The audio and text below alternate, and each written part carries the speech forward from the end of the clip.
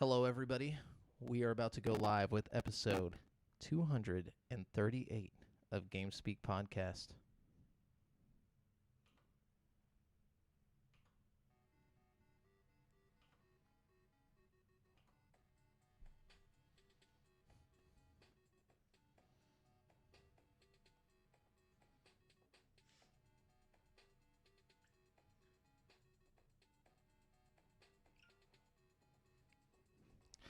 Yo, yo, yo, and hello and welcome to the 238th episode of GameSpeak Podcast. New episodes go for free feed subscribers every Wednesday in audio format on Apple Podcasts, Stitcher, Google Play, Spotify, and all of your favorite podcast platforms, as well as in video format on YouTube so you can see us in stunning high definition, where we need you to hit subscribe and click that notification bell. We are now streaming live every Monday at 7:50 p.m. CST on twitch.tv/GameSpeakPodcast, youtube.com/CreateForSanity, and facebook.com/group/GameSpeakPodcast if you want to catch the show as it happens before anyone else. Also, be sure to join the community in the GameSpeak Podcast Discord at dsc.gg/GameSpeakPodcast to hang and talk games with other nerds like us. I'm one of your hosts, Jamel Al-Jafra. Oh, wait, hold on. I'm sorry. This show is two childhood BFFs and a brand new BFF bringing you all things video games. I'm one of your hosts, Jamel Al-Jafra, alongside Brent Bumbling Bass. Oh. I don't think I've ever done that one. You should have said Brent Bad Hair Day Bass, because I'm having a bad hair day today. Look, I don't like to get real on the show, okay? No, I'm just kidding. No, it's not that bad. It looks good, man. Looks good. Yeah. And we've also got Devin, the big-time player mayor, Woo! over here. Oh. No. I'd like to start the show off with some compliments. You are a big-time player, mayor. Big-time player. Speaking of which, you told us you had a wild, wacky weekend. Oh, yeah. God, yeah, you're going to have to elaborate on that a little bit. We've been waiting with bated breath to hear. My breath is so baited right now. It was a good week. So I went to Renfest, right? Okay. And it was me, fun. my brother, and my cousin. We camped out. We took one truck. We took my brother's truck. Uh-oh. And we were out there. Yeah. You can already see where this is going. My weekend just ended like at 12 o'clock or 1 in the afternoon today. Damn. So we go out there. We had a great time at Renfest. Drank a lot, got Nice. fucked up, whatever. Halloween. Yeah, Halloween, which was really fun, but it was really fucking Did they get crowded. it spooky out there? Oh, yeah, dude. I mean, it didn't look any different. The Really? festival. They didn't put no spiders or webs or There's anything? like certain shops, and Pumpkins, stuff. nothing? There's some pumpkins. It wasn't like Specters. there's not a big overhaul of Halloween stuff. They but should like have some decked it places out. do. I'm actually kind of surprised. What decks it out is the people. Yeah. Because everybody comes Was everybody in costumes. spooky? There's a lot. Everybody's of costumes. already in costume. No, It's but really they- fair. but even They more. come in like yeah. a variety of costumes, not just like, not I'm in just a like knight in Renaissance. shining Okay. Yeah, armor. Halloween yeah. opens it up to all the possibilities of dressing up. So you see a lot of stuff. out there. Spider-Man. No, But it was a good time, and then the camp. It was like really, really crowded though. Halloween's one of the most popular weekends, and then the campgrounds were a giant party, and that was a good time. Okay. Up until my brother lost his keys. Oh, no. We woke Wah. up. Then we woke Wah. up Sunday morning, and we were packing up and looking for the keys to get going, and we could not find them. Uh-oh. And we searched high, low. We retraced all of our steps through the campgrounds, where we went that night and everything. Went up to we had to walk everywhere, by the way. So this is, I don't know if y'all know how big the campgrounds are, but it's Very large. acres and like a mile to the front. We had to walk all the way to the front to check the lost and found, and then walk to the festival. Meanwhile, we're calling a locksmith to try to get a locksmith out to Todd Mission, Texas. Oh, God. Yeah, on a Sunday, and I don't know, in like any Montgomery or He Magnolia. didn't have any spare keys like at the house or something? No, Like, and even if he did, his house is 3.5, like 4 hours away in Canyon Lake. Dude. no. So we were exhausting all resources to try to find these damn keys, and we ended up having to give up. We got a locksmith out there, and this guy comes out there. We told him specifically on the phone, we need a key made for a Ford, yada yada. They can just do that? Yeah, they can make keys. Oh, Yeah, thank God. Locksmiths can make keys on the spot. I didn't know that even was without a a key. thing that they It's can like do. That's $600 though. No, it's not cheap, but it's not. It's like $200. But that's not bad. So we got a guy to come out there around like 4 o'clock on Sunday, and we're like, "Fuck yeah, we're saved." I told him on the phone, I was like, "We need a key made for this such and such model vehicle," and he was like, "Okay, yep, got it. Be there in about an hour, hour and a half." He came from long distance. The dude shows up without his truck in his wife's car. No fucking key making machine, because you have to have a whole machine for it, and just a lock picking kit. And I'm like, he got out, and I'm like, hey, I was like, we needed a key made, right? And he's like, what? And I was like, he's like, dude, I just drove 50 miles. I was like, dude, I told you on the phone. I was like, we needed a key made. Yeah. He's like, well, I can't do nothing for you. I'm like, awesome. And it's like 5 o'clock at this point. Oh, no. Like 5 o'clock on a Sunday. On Sunday? And so wait, for sure, oh, no. So for sure, any hope of getting another locksmith out there is just null and void. So I'm like, fuck. I was like, what are we going to do? Like, you got to camp again, I guess. we thought about that. and at least you're at a campsite. yeah, right. And we had tents and shit, but we didn't really have much more supplies. Like we brought enough drinks and water and stuff to survival to get through the camping night. at this point. Yeah. So, You guys just start living out in the woods Just by the shooting ren animals. which is like, the people Some at dude Ren- walks by with his dog. You guys run out with knives, out of the bushes, like like swords. trying to take his dog. We need the meat.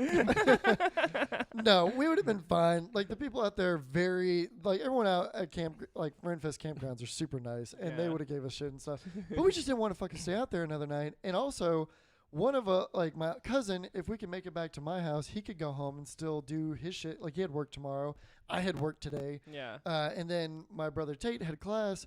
And we were like, all right. I was like, fuck it. I was like, we can't get a locksmith now. I was like, we can at least get Avery home, and then I can maybe get a half day of work in tomorrow. If I bring you back real quick, we get a locksmith out here in the morning, etc. So we call my fucking boy DL Shiver, because he's the closest one. Hey. He's in Conroe, and he would have been the closest to pick us up and take me to my house and then go back. And so I called a couple other friends, and they're like, they were doing stuff for the playoff game, or the World Series, not playoff, sorry, the Astros World Series. So Yeah. I called DL, and I was like, DL, man, I know you need don't him. watch baseball. Come and get No. me.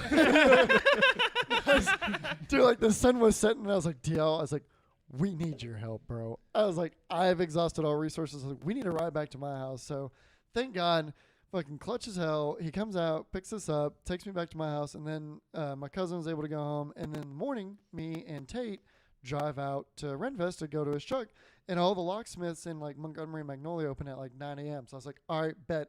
We'll get out there. Timer just right. We'll get out there at 9 a.m. All the locksmiths we called were fucking like, they were like, yep, we can get out there about 4 or 5 o'clock. I'm like, Damn. fuck. I was like, So what then are you we just gonna had to chill at Renfest until 4 or 5 o'clock, or Dude, well, I thought, so we're waiting. I'm like calling every single locksmith that I can possibly find on Google at this point. And, but there's this one locksmith that doesn't open until 10 a.m. And it's like 9:30. I was like, fuck it. I was like, and on top of it, it was like $200 and then wait until 3 or 4. And I was like, fuck. And then this one locksmith, she was a saint. She opened up at 10 and didn't take calls till 10 a.m. We called her right at 10 a.m. and we were able to get like booked for her coming out there. And then she even moved a call to come out there at like 11:45. Oh, nice. Save the day. But Very then nice. I still got back to my house at like 1 p.m. And at that point I was like, I'm not going into work. Yeah, Like, no. I'd literally get there and not get shit done. So Thank God that you didn't have to wait for the 4 o'clock people, though. yeah, dude, man. But yeah, so that was my fucking weekend. Don't lose your keys at anywhere ever. Like I lost my keys at the club in Houston one time, and I had to, embarrassingly, I had to call my parents to bring me some spare keys up to this like random hotel in Houston. It was super embarrassing. Your parents are like, we thought you were at work. Nah, like this is why you need to purchase a tile. You know well, what I'm saying? tile doesn't give location, does it? It just I makes think a it sound. does. I thought there's like an app. It's like a Oh GPS. yeah. No, you put it. It's like a keychain, right? But it doesn't. And you can GPS the one that I have, locate it only like if you activate it, it only makes it like. I beep. don't have one, so I can't just sit It here might and not be act like- tile, but there is one. Yeah, that no, Yeah, I is know like what a you're talking GPS about. Yeah. tracker. I need to get one of those for my phone and for my keys. Yeah, So I made yeah, my dog eat one. And my wallet. No, I'm just kidding. Just like Poor Farley. nonchalantly, like You just find this just ancient beeps every piece now of and then. shit whenever you like fucking go to look for him. Like, Every time he walks by, you just hear like, just like, no, but yeah. Well, I'm glad that you made it out. Yeah. wow. We What were a wacky, we were wild marooned. weekend. We were marooned at Renfest. Yeah. Yeah. Renfest, It was the a most fucking day. I'm dangerous sunburnt place. because of it. Brent, you do anything? Yeah, I went and I partied in Dallas. We went to my girlfriend's partying. cousin's Halloween party. Everybody was dressed up. I did the old Ash Ketchum that I pulled on the show. And Audra has like a Catwoman costume she pulled off, and her brother and his wife did the Stark family from Game of Thrones. And, Oh, damn. And there's a couple other really cool costumes. There was a Deadpool, like a movie quality Deadpool. I don't mind that mine's not movie quality. I was thinking that. Me too. Oh, and a bunch of people at my work dressed up. I had to work last night on Halloween, but it was fun. Because I work at a steakhouse, for those of you listening that aren't aware. But they put fog machines all throughout the steakhouse, right? Oh, what? And they That's put kinda like cool. spider webs and spooky lights and stuff. And we served like spooky dishes. Like the kids had spooky strips they could order. And we had little What do these spider spooky chocolate strips look like? I don't know. I was so busy with my Probably other pumpkins thing. and stuff. But they also had like Guts. just spooky themed We stuff. put actual spiders on people's steaks. We put hella spiders, fried the Spider spiders. caviar. Oh, God. It was a good time, you Just- know. Delicious. Good Spider old eggs. spider eggs. And- You and bite into them, they crawl out your mouth. Yesterday, I upgraded to Windows 11 finally. Oh, shit, So I'm dude. on that next shit now, guys. I see you're still running that Yeah. 10. I'm so 2011. I don't even know what. I think I'm running 11.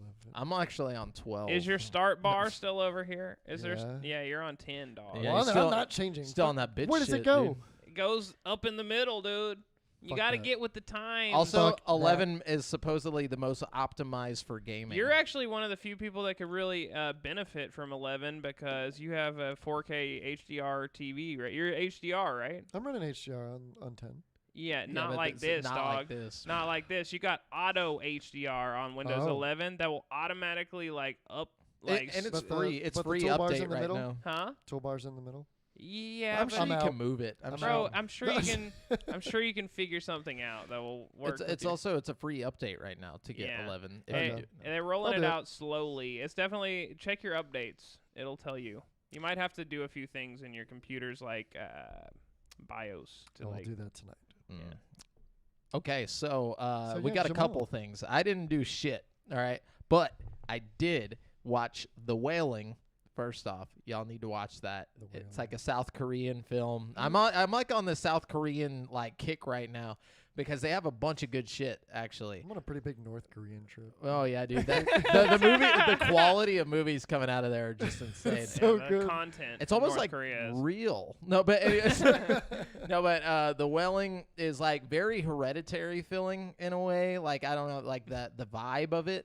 I'm imagining a bunch of whalers and they're No. trying to kill whales. Think more like wailing. Wailing. Okay, yeah. So like I'm screaming, but Okay. like okay, That so, ruins my whole Idea. I don't even want to see the movie anymore. No, I'm just kidding. but like it's like this small like little country town in South Korea. Like picture like a Huntsville of South Korea. Okay. All right, and there's like this cop, and he's there, and things weird like murder suicides start happening all over town. All right, they're just randomly happening to like families, and they realize that they all started happening after this one Japanese guy moved into the town, and he lives in the woods. Oh, It's like this shit. older Japanese guy. All right, I'm in. The whole movie is about like this situation, and like it's so many twists and turns, and like, oh dude, it's good. I'm gonna check it out. What is it? What's it on? It's on Prime. You're like, I'm not checking it out. Of course, it's on Prime. You Okay, have Prime? I actually have Prime for the first time forever right Oh, now. okay. So Yeah, you I was gotta watch thinking it. about getting rid of it, but maybe I'll check Just it out. watch this There's one and then something else take you it off. told me to watch on Prime, but I couldn't Oh. remember what it was. I watched something that was pretty good this week. I What? just completely forgot. Y'all ever watch the? Wow, that show, Key House. No, Oh, Lock and Key. Lock and Key. That's Fuck. my shit. Dude. I'm not done with season 2 yet though, so don't. No, I wouldn't spoil Don't anything. But spoil yeah, it. that was a Hey, show but I you- completely forgot I'm about. telling you until the right second now, season came out. dog. You gotta check out the comic book. Have you read any of the comic? I have not. It's like super mature, it's like R-rated, like hard R. You know what I mean? No shit. Yeah, and it's like really good. Do you have a good source for this comic? Maybe. I read it on it was some website. It was like Comic X or something where you can like flip. It's like an app. But I got like a 7-day free trial, and I read like every episode of this comic. Like, it is Lock and Key, the actual graphic novel comic, is so good. Fucking the show is also really good. Yeah, I'm a big fan. Yeah, I'm really a fan of both. But the show is also a little more like kid friendly. You know what I mean? Compared so like, to the book, if you're a parent or something, and your kid's like watching the show, just be aware that if you buy them the comic, it's a little more like effed up. You know what I mean? Rated F. Rated F for effed. Yeah, and then I'm sure we've all watched the Cowboy Bebop live action trailer. Yeah. How do we all feel about it? I think it's going to be good. I really like everything about it except for the actor that they picked for Spike. Yeah, I I think they just got him for like name recognition because he's kind of like a big deal. Is that really someone's name you want to throw on there though? Like, I feel like what has he been in besides? What has he been in? Yeah, that's it. Harold and Kumar. No, he's been in. He was in like Green Lantern. He's in a bunch of stuff. He's a pretty noteworthy. Go ahead. I don't know. I was just gonna say.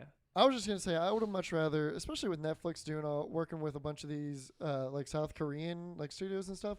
I would have rather them take like an unknown like South Korean actor or something and put him in that lead role.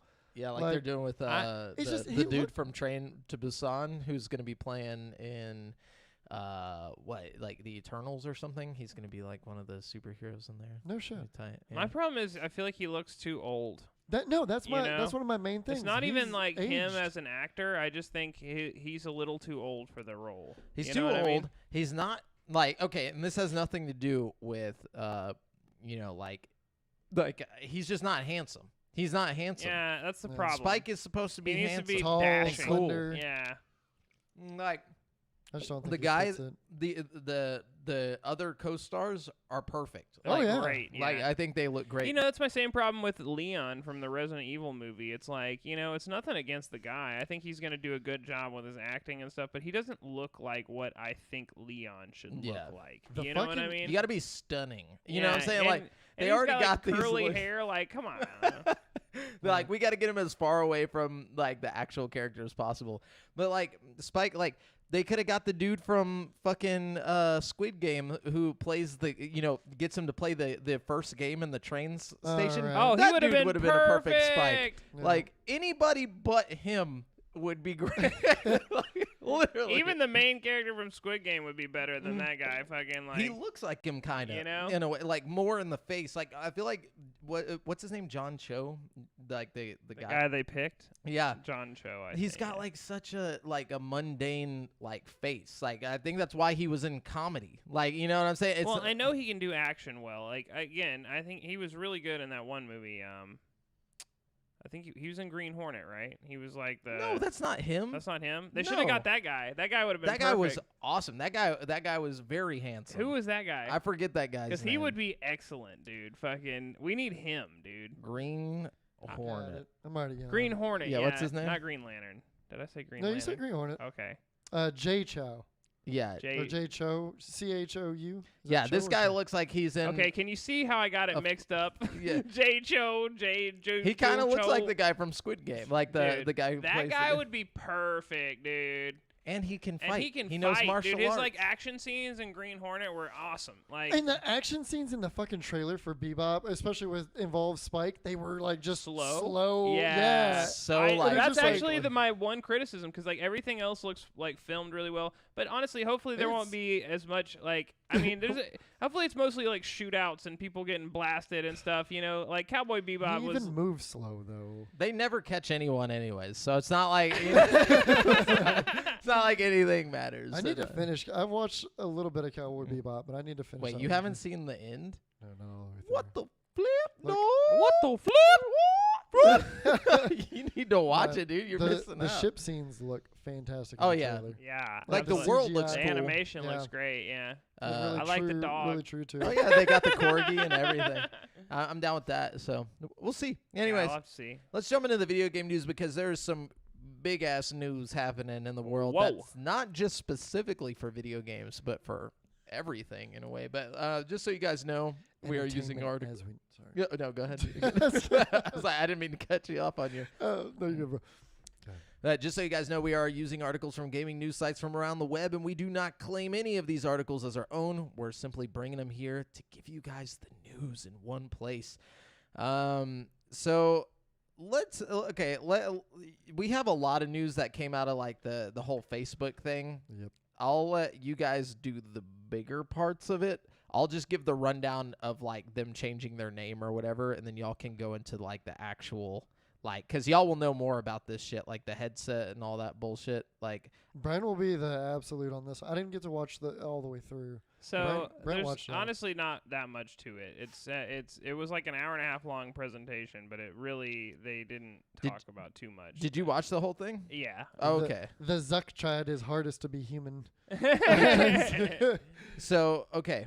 I got to skip past this part and just get to the actual story. Okay, so Facebook, the beleaguered social media company, has announced that it is renaming itself under a new parent company name called Meta. It was reported earlier this month that Facebook was interested in rebranding itself in order to divorce itself from being seen as quote, just a social media company, end quote. Instead, as founder Mark Zuckerberg spent an hour explaining, the company's the shade. the company's big focus is the metaverse. This could have been an email. Yeah. TLDR. This is why Facebook has appropriately renamed itself as Meta, a company that will focus on the metaverse and other future technologies. Meanwhile, social media services like Facebook, Instagram, and WhatsApp will become brands under the Meta umbrella. In fact, Zuckerberg announced that in the future, customers will not have to use Facebook at all to work with its metaverse products. To sideline its flagship app is a dramatic step for the former social media company. Rebranding is not new and okay, blah blah. Forget all that. But anyways, so Brent, you got the headset stuff. So I don't have anything really written down about the headset, but like the main takeaway is that the headset is still like a year or so out, and they're focusing on like, first of all, they said that it wasn't like a Quest Pro. They specifically said it's not like a Quest 3 or Quest Pro. This is like a different kind of headset. Like they said it was like a $900 or something is what the price point they were targeting, and it's going to have like a full color pass through. So like whenever you like, do your pass through API, it'll be like, but its focus is going to be like mixed reality shit. AR. So like they also said that you should still be able to play most of the mixed reality games and experiences in your like black and white version on the Quest if you want to. But like, cause they showed people doing. That's gonna be horrible. Well, I mean, it'd still be cool for like practical uses. Like they showed a girl trying to learn piano and stuff. Like it was like lighting up piano keys, and she would like touch the piano key. So like, there are things you could do with it that would be helpful. Even if it's not the most, Big part, though, there was an update. The newly renamed Meta is also retiring the Oculus brand. In an update posted to Facebook, executive Andrew Bosworth outlined the social media giant's plan to consolidate its various technology verticals under one name. VR will be the most immersive way, quote, VR will be the most immersive way for people to access the metaverse. And as we look toward our goal of bringing 1 billion people into VR, we want to make it clear that Quest is a Meta product. For this reason, we're simplifying our brand architecture and shifting away from the Oculus brand, Bosworth wrote. So starting in early 2022, you'll start to see the shift from Oculus Quest from Facebook to MetaQuest and Oculus app to MetaQuest app over time. What? Which is crazy because Oculus is such a recognizable brand and Facebook is such a recognizable brand. But, it's one of those crazy decisions that it's like, I thought it was crazy when, Singular became fucking AT&T, and now everybody's like, what the fuck is Singular? You know what I mean? So it's like one of those decisions that I think years from now won't, seem as crazy. And that's another thing. A lot of this presentation is just talking about like 10 years down the road. First of all, the headset that we were talking about, I think they said it's codenamed Cambria or something like that. Cambria. Probably. But like it's not. They said it's like 2 years out or something. Like it's not coming out right away. So it's not something anybody needs to like freak out about. But they're just showing the future, and this is gonna have like higher resolution and stuff like that. But I also don't think that's gonna replace the Quest. No, there's gonna be different. I honestly think you will have like a Quest Pro or something. It's just not gonna be be that. And probably This- not $900 either. No, probably No. not. That's what they said with the pass through. The way they want it, they can't achieve a quest like price point, is what they said. with Yeah, this. I mean, because You know what I mean? you're taking a lot more technology there, like, because there's been a lot of stabs at the AR and mixed reality. Yeah. Well, literally, what is it? There's There's a lot of mixed reality. Microsoft. They what was theirs called? Oh, well, the this is- HoloLens. The HoloLens, This is yeah. gonna be more. Yeah, this will be more of a HoloLens attempt, and that technology was. Yeah, Microsoft Whack. took a See, I think the stab at problem it, with and the it was- HoloLens is like it was attempting to like project a hologram onto your real Yes. world, and it just looks stupid. It's like if you really want a mixed reality, you need to like see the world through a camera almost. Like that's why. Oh yeah. So that's another thing they talked a lot about is how like the color Blatant. camera looks like. They showed a video of like somebody like doing they have these super high tech avatars that are coming out, and the new headset Yeah. will be able to like read Eye your track, expressions and stuff. And like It's creepy. well, it's kind of crazy though because it showed a video of this guy who's using it, and it's like tracking his real space, and then you load into his world, right? So you're like in his room, seeing his room in full color around Yeah. him, and you can walk in like a circle around this guy as he's talking and see like a real. But you're in your room. Yeah, you're in your room, but you're really in his room. You're gonna have to watch your kids nowadays. I'm telling There's gonna you, be some crazy shit crazy happening. shit. God. And I mean, this is a real dude just giving a speech in real time with a girl in the headset, like circling him as he's talking, like in her But- space. Yeah, and he's Long seen- distance he's relationships are about to get a lot cooler. Yeah, you know what I'm saying? absolutely. Like- I mean, it'll be like you're really sitting there with them, aside from the fact that you can't like can't touch 'em. them. But- you know, like I mean, like we're about to have like holograms, like better than the ones from like Star Wars. You know what I'm saying? Like it's freaking crazy because that's another thing that makes this so cool is it's not just taking them to you, it's taking you to their whole area. So you see their whole space around them, which is equally crazy to me. You know what I everything mean? gets, Like scanned in. You have man. that's gonna be crazy. I'm just thinking about the horrible repercussions to this. First off, you're gonna have like all these people like cheating on each other in like a headset. This be like, who are you talking to? It's like no one. And you like take it off and you're like, gotta go. yeah. You, like, Makes out with hologram. it's gonna be weird.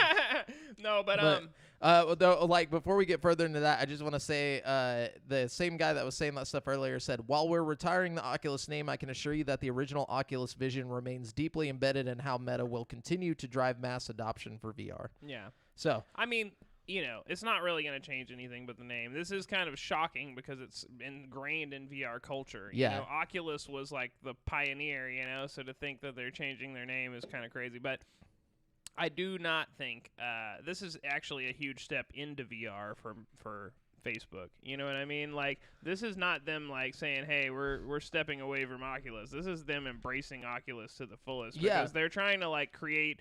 Okay, so the whole point of the presentation metaverse. is this metaverse that Mark Zuckerberg has envisioned, Yep. and the Oasis. he Yeah, basically. yes. I mean, this is the start to Ready Player One shit. It's what he wants. He yeah. basically said that 10 years from now, he wants to have a functioning ecosystem online that creates thousands of jobs, like where people can literally just sit at home and like create digital content and sell it in this metaverse, and like you can like walk into like buy an NFT that's like clothing for your avatar or something, and like some guy gets to eat dinner that night. You know what I mean? Like, This is Wall-E straight up. Like, we're heading into that shit, dude. Like, it's for real.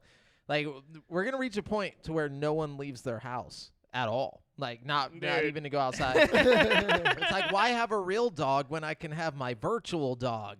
Like, all It these, is an like, there's going to be, like, NFT. feral wolf dog, or, like, just dogs roaming through the towns and stuff. Like, speaking of Feral Wall-E, digital though, dogs. the thing that'll keep us from oh, no, becoming real life. Oh, I'm sorry. Oh, no, sorry. I was saying, because, like, everybody's going to be so in this virtual world, like, they're going to forget about all the real world animals and stuff Oh. because it won't be cool to have a real dog. It'll be like, yo, check out my fucking Siberian wolf dog. Nah, your And real then, dog like- will have his own VR headset. Scanned My in. dog's in VR right now, dog. Yeah, dude. Anyways, what were you saying, Brett? Sorry. No, but that's another thing. Speaking of people getting fat like Wall-E, Mark Zuckerberg talked about how he recognized that Oculus recognizes that fucking people use VR for exercise, so they're putting out a line of products that's like made to like keep sweat off of your VR headset and stuff, like a liner that's like official towel. Oculus and like stuff like that. They have all kinds of cool stuff. But then the most important thing, can we just go ahead and talk about it? Fuck all the metaverse shit. I mean, that's all exciting. But that's years and years away. I mean, even if that does come to light the way he wants it to. You got to get enough VR headsets in enough homes. Exactly. Yep. And the way they're going to do that is Quest. is and Grand Theft Auto Fucking San San Andreas, Andreas. dude. No, Holy. that's exactly He what I just was telling basically someone. casually was like, by the way, for the past 3 years we've been working on Grand Theft Auto San Andreas for the Quest. And then like they flash a little Grand GTA San Andreas across the screen. In my mind, it was like, and like I was just fucking from that. I've honestly been walking on a cloud ever since then. I You know what can't fucking wait. Walking on sunshine. Just like the moment that like hits, like you see Brent like skipping to work. Bro, like, it's gonna be the most fun fucking game in VR. Like, Oh yeah. are you kidding me? Like, fucking riding bikes and shooting rocket launchers and getting in a tank. Dude, everything is gonna be so much fun in VR, dude. Like, well, think about it though, because like what you were saying at first, like to get people into VR, this is the best idea ever. And the only thing that could have made it better is if he was like GTA 5 online is coming to Quest and it's gonna run like without a PC. Like if they had a way to do that, this is the second best thing. yeah, Well, totally. But with this being, with working with Rockstar, that's not out of the cards. Yeah, or what if they're like, what they can release a online PC mode or something for the G? What Yep. what if this ends up being GTA San Andreas like definitive edition, like they're about to release? What if this is like the one that's like fucking coming out this coming month? That's what I was thinking you know too, what but I they mean? didn't That's probably why specify. they haven't showed any footage of it Yep. yet. You know what I mean? Ooh. Like, no, Dude. They'll show it off soon. And that's the thing is this is the way. Like everybody and their dog literally knows what San Andreas is. Everybody loves it. Yeah. Like It's a great it's game. just, And it's across perfect. I've every- always thought that GTA is the perfect kind of game for VR because it's not too complicated. Sometimes games are too complicated for VR. Yep. Like I feel like Skyrim and stuff like that, it's fun, but it's just too much like Too many bullshit for VR. control yeah. schematics for like. There's no the average like player can't just pick it up. That's why I think Like, Resident nobody Evil works experienced so VR. well in VR because it's like fun puzzles and spooky stuff. But it's like basic. basically it's just ammo management and shoot the monster, like and get away from the monster. You know what I Yeah. mean? That's why I feel like Resident Evil did so well. I feel like that's why Grand Theft Auto is gonna do so well. It's gonna be so much fun, dude. And It there's is. so many goofy things you can do, like parachuting and stuff, that are gonna be fun in VR. Imagine hitting a ramp like in your car while like just flying through the air, like Dude. like doing all those like ramp missions or like trying to hit the highest. I feel like I'm gonna memorize the cheat codes right away and just be like, A tank my- just lands in front of you. Oh, dude, it's gonna be tight. I know what every little kid is going to immediately do. Go to the strip club. Get a hooker.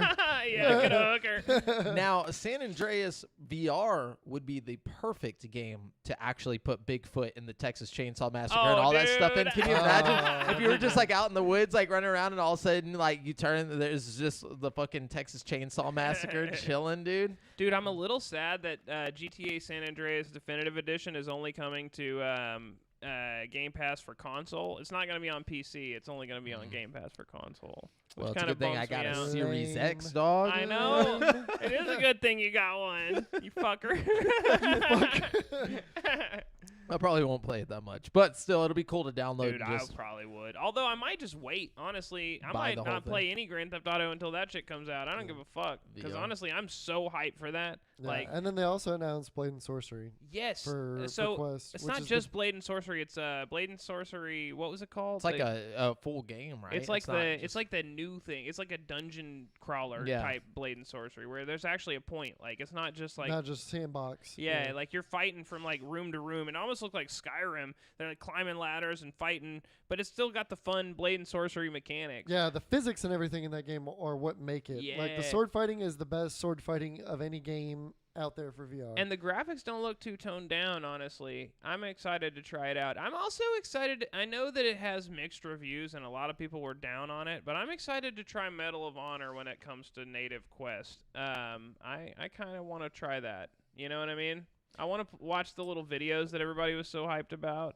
And the fact that it's only coming to Quest 2 and it's not coming to Quest 1 kind of gives me hope, because Resident Evil is just so fucking good. And I feel like it's because they only did it for Quest 2. So I think the fact that Medal of Honor is only coming to Quest 2 is a good sign. I feel like when you really maximize the power of the Quest 2, it's a dope machine, you know? Did they ever work out the kinks with the PC version? I don't know, honestly, but I I feel like haven't heard anything good about that's it. really. I've heard a few good things, but like most of the issues with it are like technical issues. But I feel like if it runs on one Quest 2, it'll run on every Quest 2. All they got to do is get it running on the Quest 2. You know what I mean? Like, Sure. Yeah. Yeah, it'd be more across the board. yeah, it'd like be system. more. Yeah, exactly. Yeah. Also, the Facebook requirement to use Quest is about to go away. Yes, that's one thing they said. Like in the near future, they said they might switch it to like an Oculus account or like a a Meta account or whatever. Now I can be as toxic as I want Yeah. and not have to worry about my face. No, Exactly. Fact checkers.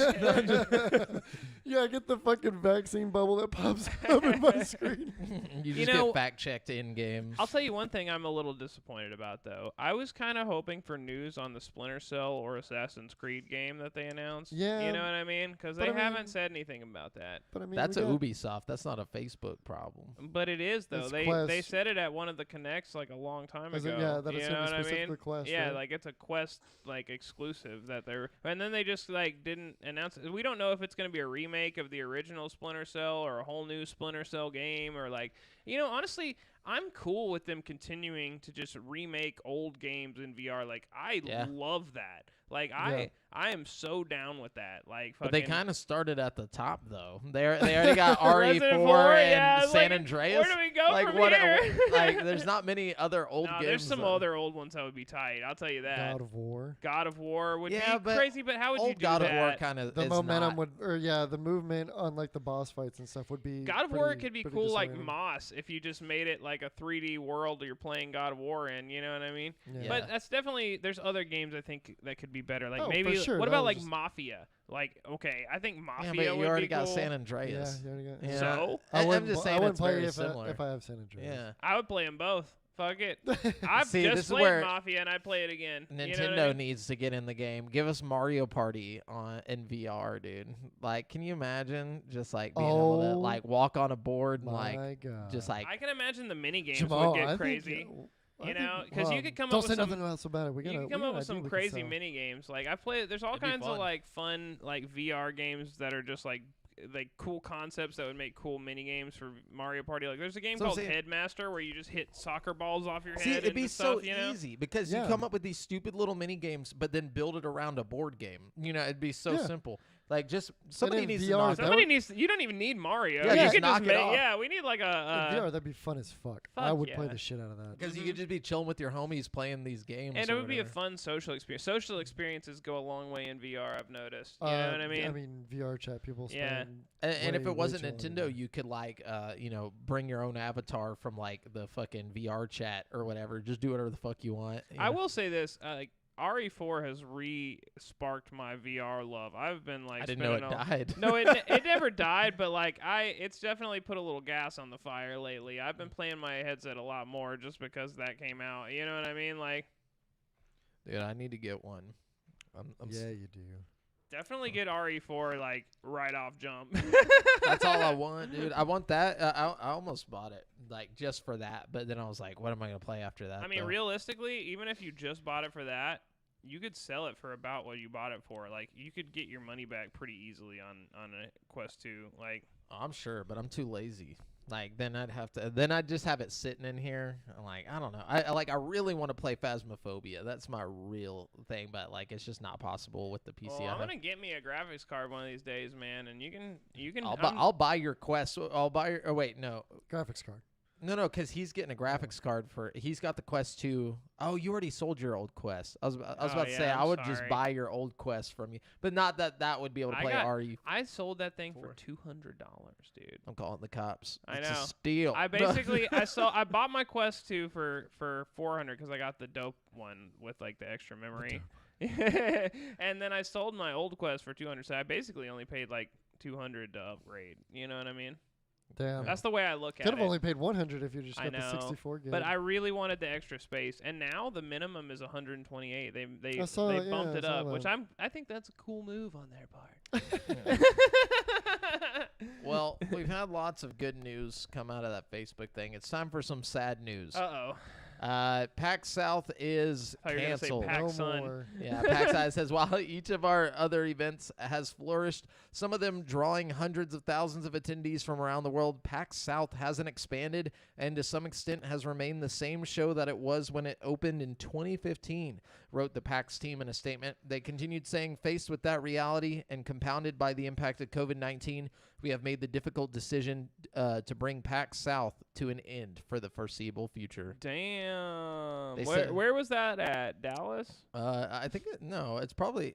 Doing I imagine down it's like south? Austin or something, or not Austin, but like Was it in Texas? let's see, That's pretty depressing. The only one we get.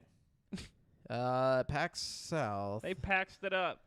Understandably. San Antonio. Yeah, so I knew it was somewhere. Man, those pretty bastards. near. They should have done it in Houston. People would have gone. Yep. Yeah. Yeah, I do mean, feel like Houston or Dallas. People are Dallas too- would have been the best. People one. are too bougie in San 'Cause Antonio. There's a lot of Oh, yeah. developers up in Dallas. Yeah, dude. Austin. People would have gone. They For picked the sure. wrong city. Of all the big cities in Texas. It might have been like 90% homeless people, but it still would have been cool, man. People just like roaming in. Brent, Devin, one of y'all. All right. Go ahead, One of the Brent. most popular games on Earth, Roblox, has Oh, been dude. offline Yes. for days. I'm calling the cops.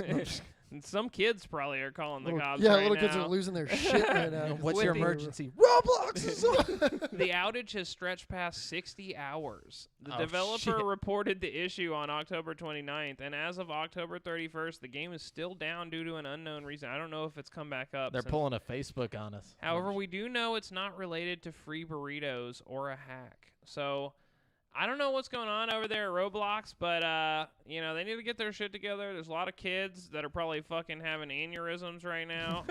A lot of parents that are probably having aneurysms. A lot of aneurysms. The most going on. aneurysm deaths associated with the game. of all time. Devin, what you got? So this isn't. I mean, this will be a pretty quick one. But Call of Duty Vanguard official PC specs have been revealed. Oh, is it crazy? So Joseph You need a Newberg at 3090, IGN. dude. Two of them. SLI. Call of Duty Vanguard releases November 9th, and the specs will be as a CPU as low as an Intel Core i3 or AMD FX 6300. Damn. And Imagine then, That's pretty running low, an yeah. i3, dude. FX 6300. and then where are? Here we go. Operating. Yeah, what's the Yeah, top? what's What the are we G- looking at the top? Yeah, tier? So on the GPU end, it's minimum NVIDIA GeForce GTX 960 or AMD Radeon RX 470. Nice. So recommended is 1060.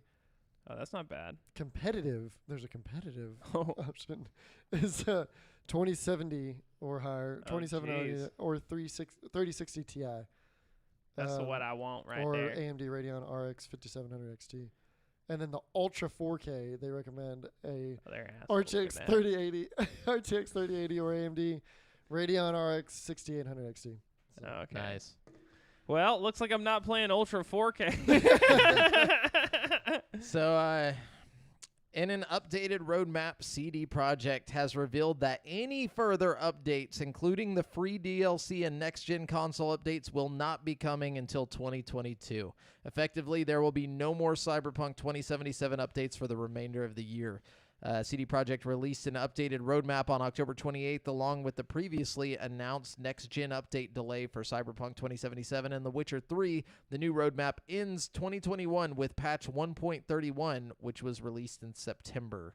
So, They're yeah. having a rough time over there. Dude, man. like, why didn't they just say this at the same time that they delayed the next gen update?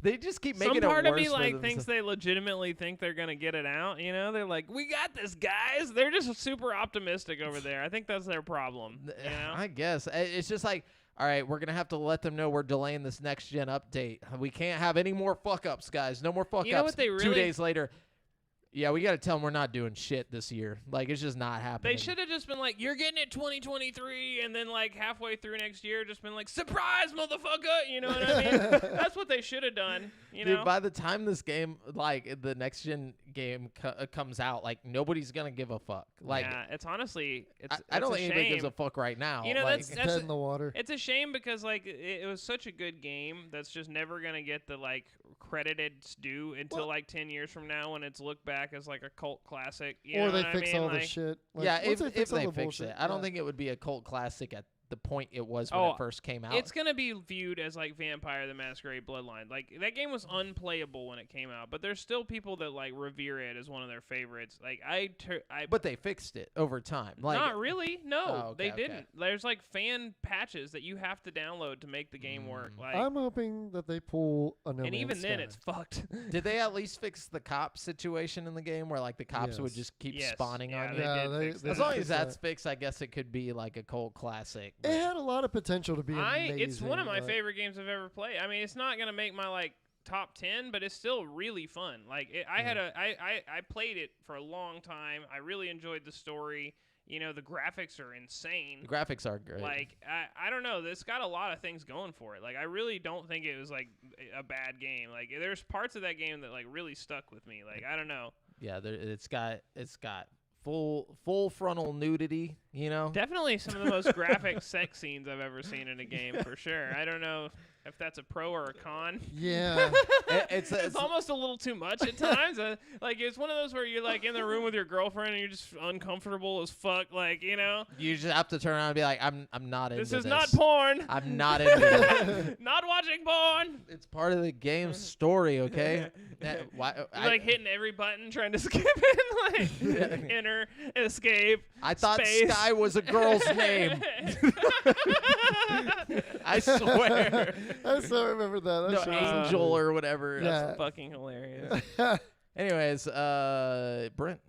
Yeah. Okay. So EA's dodge brawl game Knockout City is being updated to make the most of PlayStation 5 and Xbox Series X and S consoles, including support for 4K visuals and up to 120 FPS. Oh my gosh, I Yeah. need that for Dodge Brawl. Yeah, you might actually. It's competitive. That's You the know what I fighting mean? dodgeball game, right? Like, Huh? You would hope with a name like Dodge Brawl. Yeah. You're like, it's a like- dodgeball game. It turns out it's just a fucking football game. but it's got like fighting incorporated into it. It's. Have you played it? I I haven't. saw videos of it. I haven't played it, but I've heard it's fun, and Yeah. I can imagine People it would got pretty be hype fun. about it there for a little bit. It looks and then fun. It kinda like, I actually own it. I just don't. I haven't played it. is it free to play? I think so. No, it's not free to play, but it's free to play if you have Xbox Game Pass because it's on EA thing. Ah. You know what I mean? I always forget my privilege. Over here. I'm pretty sure it's free to play. Oh, But yeah, so not they've for you. updated. So like on PS5, it's native 4K at 60 frames per second, or 1440p upscaled to 4K at 120 frames per second, which is hella impressive.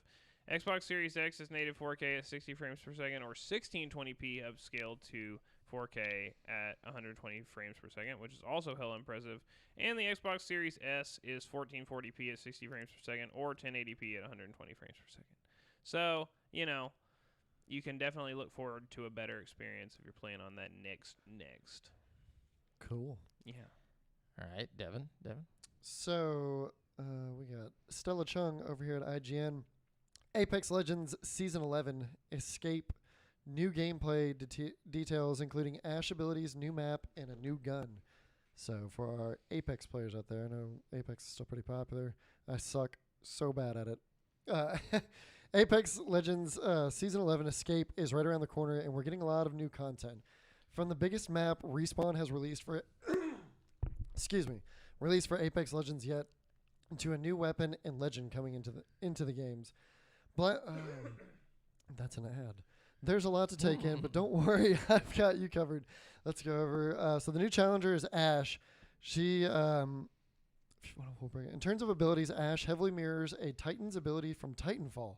Her tactical arc snare has her throwing out a projectile that shocks enemies and tethers them to the ground, reminiscent of North Star's Titan ability.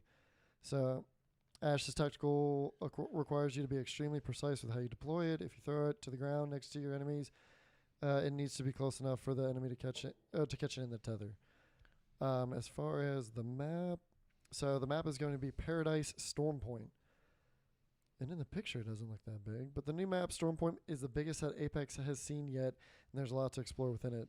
It's going to be like a real tropical water like involved and everything. Oh, nice. I wish we could get Titanfall 3. No. No, I'm just kidding. We don't get those around here. Yeah, why We've got Titanfall 3 at home. fucking Yeah. Respawn It's is just just Apex. Respawn's just neglecting us, man. And then the new weapon is going to be the Car SMG, and it looks like another weapon straight from Titanfall. So speaking of loadouts, there have been a few weapon changes and a new gun added to the loot pool. The Car SMG is a fan favorite from Titanfall. Okay, yeah. And it enters Apex with a few changes from the previous games. So the car can utilize heavy or light ammo and can switch between the two whenever. Oh, that's sick. That's pretty fucking convenient, but it's probably going to be low damage because of that. The car will automatically switch to whatever ammo type you have left when it runs out of the other. The car can take any heavy or light attachments, so it can use the level 3 heavy mag, but also light ammo mag. So that's interesting. Incredibly high rate of fire, and it's most effective in close range fights. Cool. Cool. So, speaking of battle royales, apparently Krafton, the publisher of PUBG, is adding Subnautica creators Unknown Worlds to its portfolio. The studio will continue to work independently on ongoing updates for Subnautica and Subnautica Below Zero, while also developing a new quote-unquote genre-defining game that is expected to begin early access in 2022. Quote, it was immediately apparent how closely Unknown Worlds and Krafton are aligned in the way we think about games and game development, Unknown Worlds CEO Charlie Cleveland said in a press release. Subnautica and PUBG both started humbly and evolved successfully through constant iteration and feedback. We want to bring new games to the world stage, and with Krafton, we're a big step closer. We're truly looking forward to our future together. So, interesting. They say genre defining. I wonder what genre that is and how they're going to define Like it. comparing Battle it to Royale. Subnautica and PUBG. Yeah. What if they did a full world? No. It's the parent company of PUBG bought them. Oh. Yeah. Bought the Subnautica creators, Oh, okay. and they're funding a new game from them. Okay. So they're going to Not create. incorporating the two styles. No. This is the So we Subnautica don't- people are going to make a new game Yeah. that's going to be genre defining. Okay. So we don't know. that- Presumably in their genre of like survival. I don't know. Because I mean they're going to keep up with the Subnautica updates, but I think It'd be cool if they did something different. 'Cause Yeah. honestly, they're so talented. I feel like they could apply that skill to a different kind of game, and it could Subnautica's also be badass. awesome. Don't get me wrong. Subnautica is badass, but imagine if they made the new Turok game, you know what I mean, or something, Ooh. and like they have that kind of skill. Like I don't know. or just anything, like if they made a whole new genre. That's what I'm thinking, like how PUBG was like a new thing whenever it came out, and then how Subnautica was like the best or one of the best of that genre, like the most Yeah. like accessible of that genre. And totally unique because it's just Underwater. Yeah. So cool. Like I want to see them do something like that with a different genre. Like they just come in and they just make it Space. fucking cool. No, not like turn it into a fucking Subnautica game, but like just do something that like nobody's ever seen. Yeah. I guess we couldn't even fathom it No. because if we could, We'd be We'd be we'd divided have making already against done it. Yeah. Or we try to find somebody to make it. We Yeah, can't. We do wouldn't do it. it. Anyways, Brent. All right. Ubisoft's Prince of Persia: The Sands of Time remake has had more than one delay since the publisher announced it to the world. And in a brief development update, it looks like fans will have to be patient for at least another year. Wow. In the latest financial report, Ubisoft confirmed that it was aiming for a 2022-23 release window for the remake of the 2003 game. We want to take a moment to reassure you that the development of Prince of Persia: The Sands of Time remake is still underway. Motivated and inspired by your feedback, Ubisoft stated, "We will update you on our progress in the future and want to thank all of you for your unwavering support and patience." So it looks like they're still making the game, but it also looks like, it's not going to come out anytime soon. Yeah, at this point though, I'm kind of like whatever. I Yeah. hope they don't. I mean, like, I don't know. I liked Prince of Persia: Sands of Time a lot as a kid, so it's like one of those things I should be super hype for, you know what I mean? But like just that trailer was just ass. I'm really glad they're pushing this back because I would rather it come out 2 to 3 to even 4 years from now as opposed to come out looking like it did in that trailer. Like that shit was ass. What if we remaster your favorite or your favorite childhood game? Look, they in need the style of Fortnite. They need to go ahead and remaster the remaster real quick. Yeah. You know what I'm saying? Like For real. Looks Just worse than the Throw actual the whole game. thing away. Yeah. What you got? So, Jared Moore over at IGN, id Software is hiring staff for quote long-running iconic action FPS. Quake. Yeah, Of course. So id Software currently has a number of job vacancies open at its Dallas offices, where the studio is hoping to hire new staff members to work on the development of a quote long-running iconic action FPS. And I mean, the only one that they have like that is, well, I mean, Well, they have Doom. a lot of them. Lots, They got yeah. Doom. They got Quake, Wolfenstein. oh, Fucking, they have Wolfenstein? Yeah. Yeah. How was I thinking that was? they I got was wrong what's on the that. other one? Fucking. Oh. Oh gosh. But they haven't done There's anything. another with, one. They haven't done anything with Quake in a while, right? They've made Quake games, but they haven't remade Quake for like the modern day. Like they kind of just Well, they keep just it. gave that one the upscaling tree. Like Quake Yeah. 1 just got like a upscale to like 4K or something like that. But Yeah. it's not like a remaster or anything. It's just Yeah. Look at these ugly textures in 4K. But yeah, So the open positions can currently be found listed on ZeniMax's website, as well as stating that the developer is hiring staff to work on an already existing IP. A number of vacancy posts on the site may also provide further clues as to what that might be. it's also ZeniMax. So ZeniMax does Wolfenstein. Or no.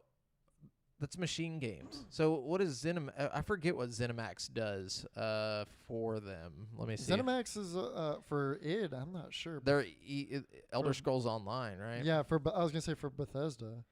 Yeah, they just do, but I mean they're under Bethesda, but ZeniMax is the online studios, so that's weird that they're the ones working on the game. Well, maybe it'll be something like Youngblood, where it's like a co-op thing. You know. So listed under the job description for Skybox artist, the studio says that it is looking for someone to join its existing team to provide AAA quality sci-fi and fantasy environmental vistas in Skyboxes. Okay, so it says as well as so the company owns publisher Bethesda Softworks with its development unit Bethesda Game Studios. So ZeniMax is just the overall, yeah. everything. Yeah. Okay, my bad. I thought they were the ones that just did like the online stuff. I didn't realize they own the whole thing. So But then Microsoft owns them, so it's just like the whole The chain of command. the umbrella. the monopoly, the oligopoly. yeah. While it has by no means confirmed what franchise new staff will be working on, its reference to a sci-fi and fantasy aesthetic could suggest that the studio is looking to begin development on a new Doom entry. What? Doom, Alternatively, the gothic Quake. industrial look of Quake could also be considered within Yeah. the realms of sci-fi and fantasy. Yeah. Techno. I'm sure we'll be hearing something in the coming Sci-fi. months on I that. mean, like sci-fi, I feel like doesn't really fit the Doom. Well, I guess if Yeah, you're it on does. Mars, you know, The Yeah. spaceships and all that shit. okay. Traveling through dimensions. Honestly, I feel like Quake has a more medieval look to its game than Fantasy Doom. dog. Yeah, it's got the fantasy, but less Fantasy futuristic. Like, I wouldn't say futuristic. well, it depends on which Quake you're. I'd say like faux futuristic. It'd be like 90s idea of what the future might look Yeah. like. And I like think it's a toss-up because honestly, you can make a Quake game and it would definitely do well because Oh, yeah. nobody's heard from Quake in a while. But you could also make a Doom game and it would do well because everybody loves Doom. loved Doom Eternal. You Yeah. know, they're riding a high on Doom right now, so I wouldn't be surprised if we see another Doom game at some point. You know what I mean? I know we will, but I want a Quake. I just want it. Yeah. Anyways, remember Amy Hennig's big AAA story-driven project with Skydance Media announced back in 2019? No. Well, good news. Not at all. Amy Hennig's the chick that works on like the Uncharted. Oh games. yeah, okay. But She's the writer. Yeah. Yeah. and she was like the director on all of them too. Oh, okay. Or some of them. But good news, it's a Marvel game. Skydance. Yeah, Skydance announced the collaboration with Marvel Entertainment, though it's not ready to reveal further details about which Marvel characters might be involved in their endeavor. All we know is that it is being marketed as a, quote, narrative-driven blockbuster action-adventure game, end quote, and a completely original story and take on the Marvel Universe. Quote, I can't imagine a better partner than Marvel for our first game, said Hennig. The Marvel Universe epitomize. Okay, yeah, we get the point. Anyway, so she's going to be working on like a Uncharted Marvel game, basically. Are we sure it's going to be like Uncharted? Isn't Skydance known for doing like story style games, like Telltale kind of? Yeah, she said it's gonna be like an action epic. Yeah, like she said action story oriented. and action. Yeah, story action epic, kind of like Uncharted. Kind of like Uncharted. Also, she was also head of Star Wars 1313, which looked exactly like Uncharted, but in the Star Wars universe. I feel like anywhere she goes, it's gonna look like Uncharted. That'll be her flavor to Well, it. here's hoping it's good. Yeah. I mean, I'm staying optimistic about it. Yeah, Like, it can't be anywhere near as bad as the Uncharted movie. You know what I'm saying? So. The movie that Leave hasn't Tom even Holland come out alone. yet. I'm gonna go ahead and give You're it. just going ahead and Hold on, check it out. Let's take a bet. I mean, not even a bet. We don't have to bet on anything, but let's just give our prediction on the like review. Like whenever it pops up on Rotten Tomatoes, what do you think it's gonna have Okay, from the look, critics? I don't think the movie is gonna be good. No, Let's but I just- just want a prediction. Come on, let's do it. But I don't think we can count our chickens. I'm gonna before they say hatch. it's gonna get a pretty like 50-50 review. Like It's gonna it'll have be- like it'll be a- like, eh. I'm gonna give it a 38% Rotten Tomatoes. It's gonna Very have a specific. Well, fuck Rotten 5.9 Tomatoes. on No, from the IMDb. critics. I'm saying from the critics. From the critics. Yeah, it's gonna be a 38% Rotten Tomatoes from the critics. I'm thinking 59 on Rotten Tomatoes. From critics or from audience? Audience, I think it's going to be like a 50. I think from the audience, I think it's gonna be a 50. And I think the critics are going to give it 39%. Or 38%. I think that's fair. I'm thinking 59. But I don't, dude. For critics. Rotten Or Tomatoes. for both. yeah. Yeah, you think it's just going to be 59 I don't across the fuck board? with Rotten Tomatoes, so it's gonna be Yeah. a 5.9 on IMDb. I don't. Okay, That's okay. what it's gonna be. Yeah, I would much rather go off of IMDb's rating scale because Rotten Tomatoes is they're weird with some of their. Yeah. It's just I don't trust an them. aggregate score. And they just take all of Look, them it and ain't put no them into a percent. Metacritic, okay? Let's just It is go on though. ahead. It is a Metacritic. Okay. But it shows But you, it's not. it shows you the reviews from the audience as well as the reviews from the critics. Like it splits it. So like I'm saying, what do you think the overall average of the critic reviews is going to be? Like on a scale of 100, like where do you think it's going to land? Yeah. And Yours is, Yeah, I yours is get what fair, you're saying. no, I I'm mean- asking you what you think yours is going to. No, I was gonna say I was gonna go with like 30 from the critics. No, yeah, 30? I've told Yeah. you the 5.9. That's not Five. how it works. All right. 5.9. is So okay. how do we transfer that in? So that'd be like Fif- that'd be like less than 59%. less than 10%. It'd be like 5%. Wait, 5.9. No, Brent's you're saying going 5.9 6%. off of IMDb out of 10. No, I know, but I'm saying if we had to translate No, that. we're not translating it. It's We're going to get in 59%. we're going to the source. We're going to IMDb. We can do the Okay, maths. okay, today. okay. We'll just keep Brent's at IMDb. We're going to IMDb for Brent. That's all. That's just how it is. I'm gonna say IMDb gets a 4. I just want to go less than what you say. Let's see what. What's that other movie we were just talking about that I got a trailer come out recently that we were saying might suck? Oh, Cowboy Bebop. Yeah, Not a movie. Cowboy Bebop. I think it's gonna be worse than Cowboy Bebop, Oh, absolutely. Yeah. but maybe better than. Well, I can't think of Cowboy anything. Bebop. It's gonna be like right there, right just below Wait, it and above it. Is that going to be a singular movie or is It's or a is it show. It's a Okay. series on Netflix. Okay. Anyways, I guess it's me. No, I just went Brent. All right, let's see. Yeah. Let's see. Just days Just dance. after a judge rejected Activision Blizzard's petition to pause California's lawsuit, the video game company has announced a series of changes it's making to help improve its corporate culture amid ongoing lawsuits related to sexual harassment and The discrimination. culture? I don't believe him. Additionally, CEO Bobby Kotick said he's asking the board to cut his salary to the lowest level possible. What a nice guy. The lowest level possible is like Still like $59 $1 billion, million. yeah, for someone in California on a salary, and to remove all of his bonuses. On Damn. top of that, Activision Blizzard is waiving mandatory arbitration, which is something the workers' advocacy group had been asking for. In a news release, Kotick acknowledged Activision Blizzard's shortcomings, saying the guardrails weren't in place everywhere to ensure that our values were being upheld. And we just went off the rails. Ben raped a guy. No, I'm just like the guardrails. He's like, Kotick had a grenade. yeah. No, see, my thing about it is like, okay, like I think he's just doing this so he doesn't lose his position because he knows in 2 years he can be like, all right, lift this shit back up. I'm doing good now. I want my bonuses for back. real. Yeah. Give me I the want my- bonuses back. give Yeah. me my salary. It's all PR. Because like, if he leaves, like if he gets kicked out, then all that shit's gone anyways. But if Yeah. he drops it down to the lowest, he's still making millions a year. And he's still in the industry. Yes. He doesn't have as much of a black eye on his resume if he gets ousted from the fucking Yeah. company. You know It what I has mean? to I go don't think fine. many other places would just let him come in, because then he might ruin the culture. Yeah, he might. there. That's what I'm saying, bro. He's gonna bring the bro culture with Yeah. him. You know? Bring his merry band of rapists. He Like, just walks in and starts slapping asses and fucking. what you got, Devin? So Matt Purslow over at IGN, Sega and Microsoft announced Gaming Strategic Alliance. Oh wow. So Sega and Microsoft have announced that they have agreed to I know it's not that. It's a strategic alliance that will see Sega produce games built on Microsoft's Azure cloud platform. Sounds now- like a Big Brother tactic or something. They formed an alliance, dude. Yeah, dude. Yeah, dude. I like this. I don't know what that means, but And announced in a press release, Sega explained that the agreement is part of the company's super game initiative, which aims to create, quote, new and innovative games with a focus on global online communities. cool. From Sega. And Yeah. in exchange, if Microsoft gets tribal immunity, I was like, what are you talking, Big Brother? Okay. I was like, wait a minute. Anyway, so Capcom has said that Resident Evil Village is set to receive free DLC sometime in the future. Whoa. They've been saying that.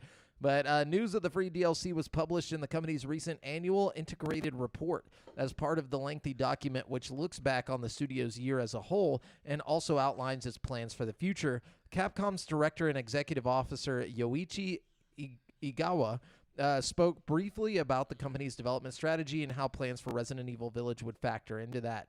So he said, quote, "We will drive our customer management to understand the playing trends and differences or preferences of users while also building a business model for online operations," said Igawa, taking into account the situation of our free additional DLC for titles such as Monster Hunter Rise and Resident Evil Village. So he mentions it like it's coming. It's pretty close, basically. I'm excited because I forgot all about this DLC coming to Village, and this just gives me a reason to go back to one of my favorite games of all time. yeah, and if it's anything like the last game, it should be pretty good. They did a free DLC for 7 called Not a Hero, and it was like a whole extra story where you play as Chris and you have all these guns and stuff. It was really neat. I feel like that's very similar to what's going to happen here because Chris shows up in several times. Yeah, in Village. He's like like a main character. Yeah. Yeah. And so I feel like you're going to get to see what he was doing the whole time. Whoa, that would be a neat DLC where you just play Yeah. as Chris through all the events of 8. I think that's what's going to happen. Yeah, I dog. honestly do because all the stuff's already there, like all the assets. It's not like they and have it would to. make sense because in 4, the game that 8 is obviously so heavily drawing inspiration from. When you beat the game, you get to go through and play as Ada Wong in the Ada Wong campaign. You know Mhm. what I mean? So it's I don't know. That's kind of fun to me. I feel like that could be a cool little reward for people who have beaten the game. You have to beat the game, but in your new game plus, you're Chris and you're in a whole different story. I don't know. That would be cool. Yeah, I'd be down for that. Even if not that, I'd be down. Oh no. Oh, we lost video signal. Did something? Oh well. We'll keep it going. I think it's this USB here. By the way, audio listeners, if you want to know what's going on technically, sorry we lost video. But Yeah, but we're still rocking. we're still out rocking. here. We're gonna keep it going. Hey, hold on, Devin. I think it's gonna pop back on. Anyway, so Brent, it's you. Oh, okay. Let's see what we got here. Okay, we talked about Grand Theft. Oh, the real news. Here we go. Bugsnax developer Young Horses. Well, okay, I got the wrong article actually, but Bugsnax is getting DLC, guys. So if you're a big Bugsnax fan, get ready because there's a whole new fucking DLC for Bugsnax called the Isle of Bugsnax coming. And it's gonna have these giant dinosaur-sized Bugsnax fucking all over the place. And yeah, so get ready. It's gonna be psyching everybody out. Hell yeah, sweet. I saw that video. I forgot there was a state of play that we didn't even talk about. It's honestly not worth talking about. Yeah, it was actually really bad. I got one thing from the state of play that we can talk about. Okay, drop it.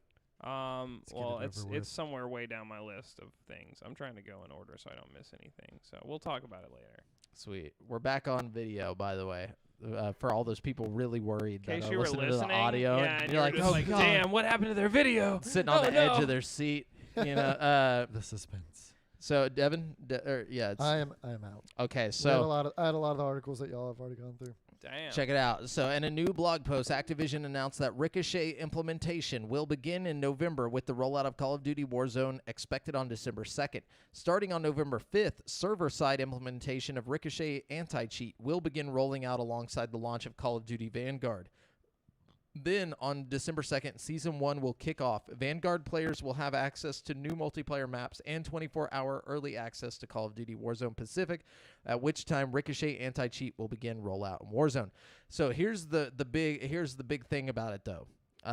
So they've officially announced the name of its upcoming anti-cheat initiative developed specifically for its popular shooter called Ricochet. This is a multifaceted approach. Okay. I guess that they put like 9 of these different news things into And, one thing. Edit updates. Yeah, sorry. Okay, so the main part of it is that they're saying Call of Duty Warzone will get a that's not what I was trying to get. Just Basically, like the rollout of it. Basically, if you don't have Ricochet, like I guess it's like an install, you won't be able to play Call of Duty, is what they were saying. Yeah, it's like a lot of anti-cheat programs, Yeah.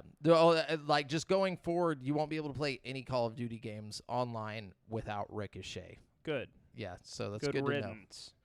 to know. The banhammer has spoken. We got a viewer with a squiggle face. What up, viewer? Squiggle face. I'm gonna go ahead and right back say at it. you. I'm gonna try to I make think that I face. know. I know who it is. I'm gonna look, but I'm. That's yeah, my y'all go ahead attempt with to the- make the face back at you. That's what yeah. Oh god. So, Brent, did you have any more? Yeah, dog. All right, yeah. go ahead. Sony is bringing more of its games to PC. The company has even established a new publishing Yep. arm called a lot of- PlayStation PC. Now, one of the company's next console games to come to PC may have been revealed, and it might be Sackboy: A Big Adventure. Yeah, so I'm not even going to go more into that, but, maybe that. Boo. And I also heard a rumor recently that Bluepoint is working on a PC port for Bloodborne. Yep. I don't know how true that is, but definitely something to keep an eye on. I think it's coming. Speaking of which, Bloodborne, the demake. Do you have that article? no, this is the no, it's just more Sony stuff. So Oh. basically, in a reflection of Sony's recent embrace of PC gaming, the platform holder has introduced the PlayStation PC brand for several of its games on Steam. The new label popped up just recently as the publisher for Days Gone on Steam, and Video Games Chronicle reports that the name was registered back in April. It further solidifies Sony's intentions for PC, suggesting that PlayStation intends to bring plenty more games to Steam in the near future. Very nice. Now, the interesting thing is that on Bloodborne, like the definitive edition or whatever they're doing with it, there was a Steam thing on it. So it's coming to PC for sure. Very nice. I just need the confirmation on Ghost of Tsushima now, and I'll be happy. Oh, yeah, Yeah, dude. that's happening too. You already know it. That game would look amazing on PC. Oh man. They have to. Yeah. Anyways, Brent. Okay. Snoop Dogg has said that Dr. Dre is working on new music for the Grand Theft Auto series. Doubt. That dude hasn't made new music in so long. He's been talking about how he's like, oh, dude, I'm gonna drop a new album. The Chronic, it's coming. It's been like he's been saying that since I was like 12. He's probably been making. What was the last album he put out? Like probably Chronic 2000. Look, none of that matters, okay? Because he's probably been working on this music and just unable to release it because Grand Theft Auto just never came out. Grand Theft Auto. So he's probably made this music forever ago. Hey. You know what I'm saying? And it's just in limbo because GTA 6 never came out. Yeah. Okay. So his most recent album was Holy shit. Compton in 2015. Oh, okay. Oh. I didn't know that. I didn't was a even know thing. he put something out in 2015. Maybe it I might have to check that out, actually. just flew under the radar there. Wow. Well, either way, it looks like Dr. Dre and GTA have something going right now. Nice. So we'll have to check that out. Moving on, Five Nights at Freddy's Security Breach officially has a release date, December 16th. And that's got a new trailer That's that pretty aired close. during Sony's most recent State of Play. Basically, the only thing good that happened during the State of Play. Yeah, it looks interesting. It It looks does. creepy. Looks creepy, looks interesting. Looks like it should be VR Looks for sure. fun. Yeah, it definitely looks like it would be cool in VR. And, it's not out of the question because we have most of the Five Nights at Freddy's games in VR already. You know what Yeah. I mean? So it's like, it could happen. Though the developer said he's like retiring after this one, so we probably won't see too much. Well, we don't need his ass to get a port. You know what I'm saying? True. Fucking, like, Though it looks really scary. Like honestly, we don't need J.K. Rowling to write Harry Potter again. We just need somebody to read an audio book. You know what I mean? You don't need, like, sorry, that was a weird example with her specifically. But, like, you get the point. We get the point. You get the point, okay? I get it. Another I got the point. irreplaceable artist that's quitting the game. Moving on to the next bit of news. The Persona series has become quite beloved for numerous reasons, but chief among them is their original music. That makes news that longtime composer Shoji Miguru is leaving Atlus come as quite an unpleasant shock. Yeah, because then like everybody's hype about his music. Dude, yeah, I mean, basically since Persona 3, he's been like putting the jams on, you know what I'm saying? But he said, don't worry, guys, I'm still going to be working with Atlus, but I just want to pursue my own dreams and make indie games, music, and stuff. Fuck your dreams. You belong to us. No.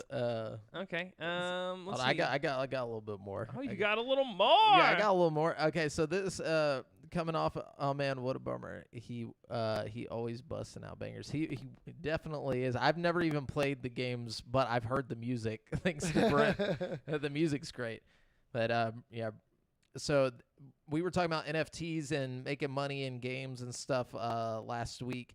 Now apparently Ubisoft just concluded its Q2 earnings call, a strange event where relatively okay financial numbers were overshadowed by the company being on the defensive due to delays, workplace allegations, and questions about free-to-play. But one element that seemed to make both Ubisoft and investors happy was the discussion of blockchain. Ubisoft's future blockchain ambitions were mentioned both in its earnings release and a few times during the call. As noted in its press release, Ubisoft is funding blockchain gaming company Animoca Brands, which advertises itself on its website as the global leader in branded blockchain gaming. Oh god. Yeah. None of this sounds good. Animoca's current projects include Rev Motorsport, Rev Racing, and upcoming game Formula E High Voltage, all of which use the same token called Rev to enable players to own digital assets and collect NFT in-game items. It also has a game called The Sandbox, a virtual world full of NFTs called Sand. In addition to its funding of... Damn, eat your heart out, Mark Zuckerberg. Yeah, Fucking, they already got the Already metaverse over there. Fucking. In addition to its funding of Animoca, Ubisoft is a founding member of the Blockchain Game Alliance and has been exploring the technology generally since its early development. CFO Frederick Duguet specifically called blockchain a revolution on the call, or money in my pocket. No, I'm just kidding. He didn't say that, but might as well. So I mean, look forward to your next Far Cry game having some dope NFTs. You know. Actually, Ubisoft does something kind of like that already. Like, you can win, like, as you play Ubisoft games like Assassin's Creed, Origin tokens? Watch Dogs, yeah, you get, like, the tokens, right? And you can spend them on in-game items. Like, it's very similar to that. Like, Yeah, but these sound like they'll be more tradable.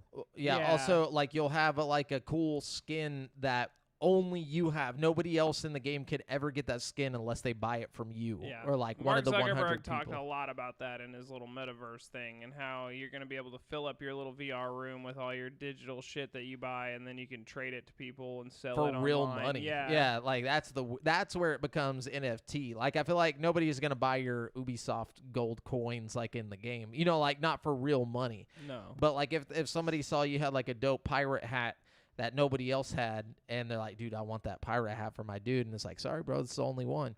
and then like Sell it to you for $100 yeah, bucks, though. see you on eBay. So basically, I mean, what's happening is games are finally embracing real world trading in their fucking things. Because real world trading has been a thing in WoW and other and RuneScape. Yeah. I wasn't gonna bring that example up, but Hey, it was one of the first places, man. yeah, I mean, there was items that were so hard to get or so rare, like the drop rate and everything, that people would go on these sites online and buy them, even though it wasn't allowed in these games. People would so now buy it's just accounts. Like you could Yeah. buy you could literally you'd see people like farming, like they'd get accounts and just have like bots like run the skills up, and then they'd sell the accounts for like a ridiculous amount of money. Yep.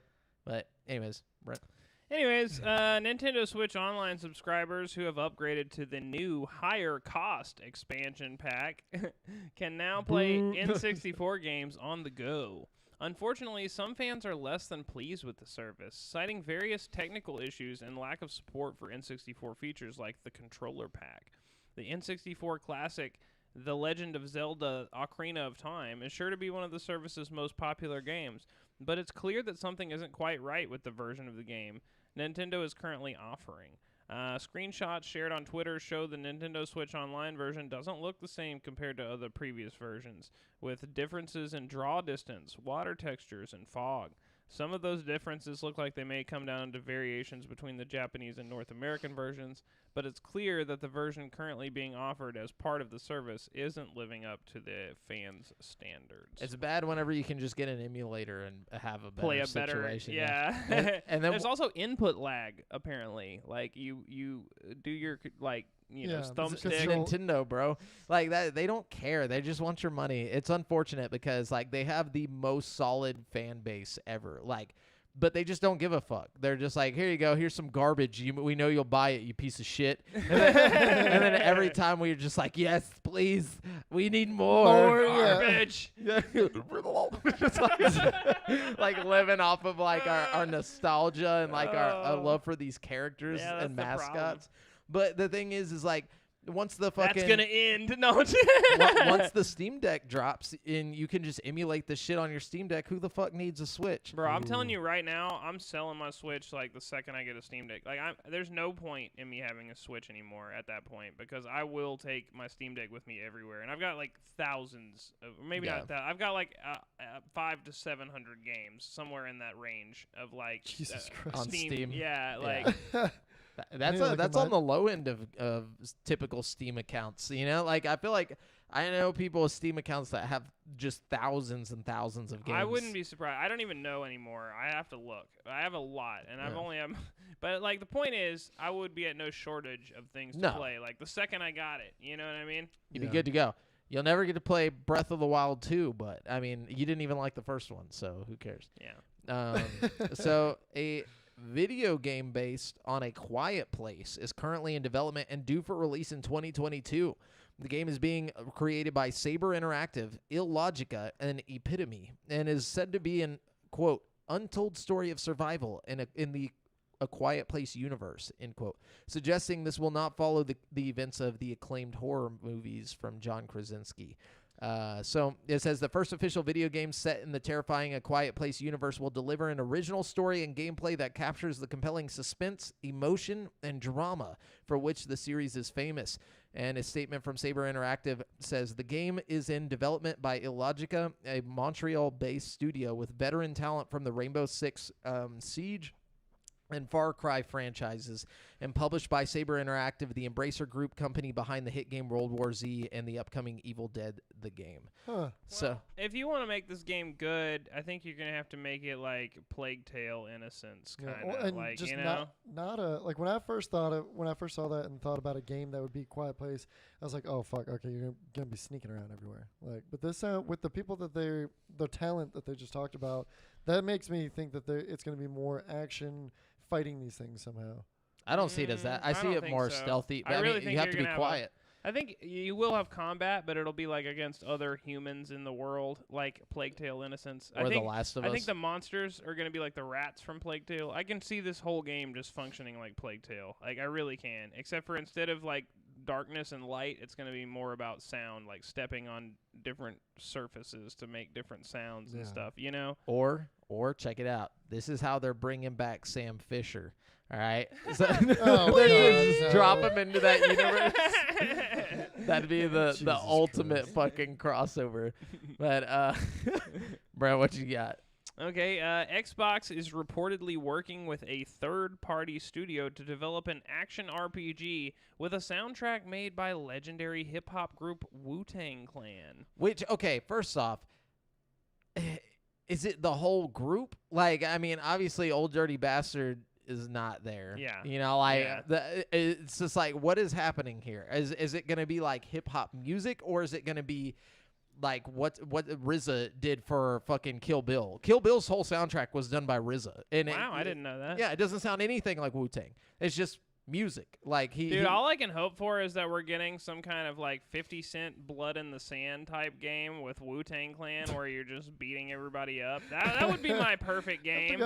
I doubt that's what's going to happen, but in a perfect world, I think I don't know what the fuck to expect from this. at all. honestly, Jamel probably is right. It's probably just going to be a normal ass game with music like made by them. You know, they did the music for a lot of the music for Luke Cage or something like that too. RZA did.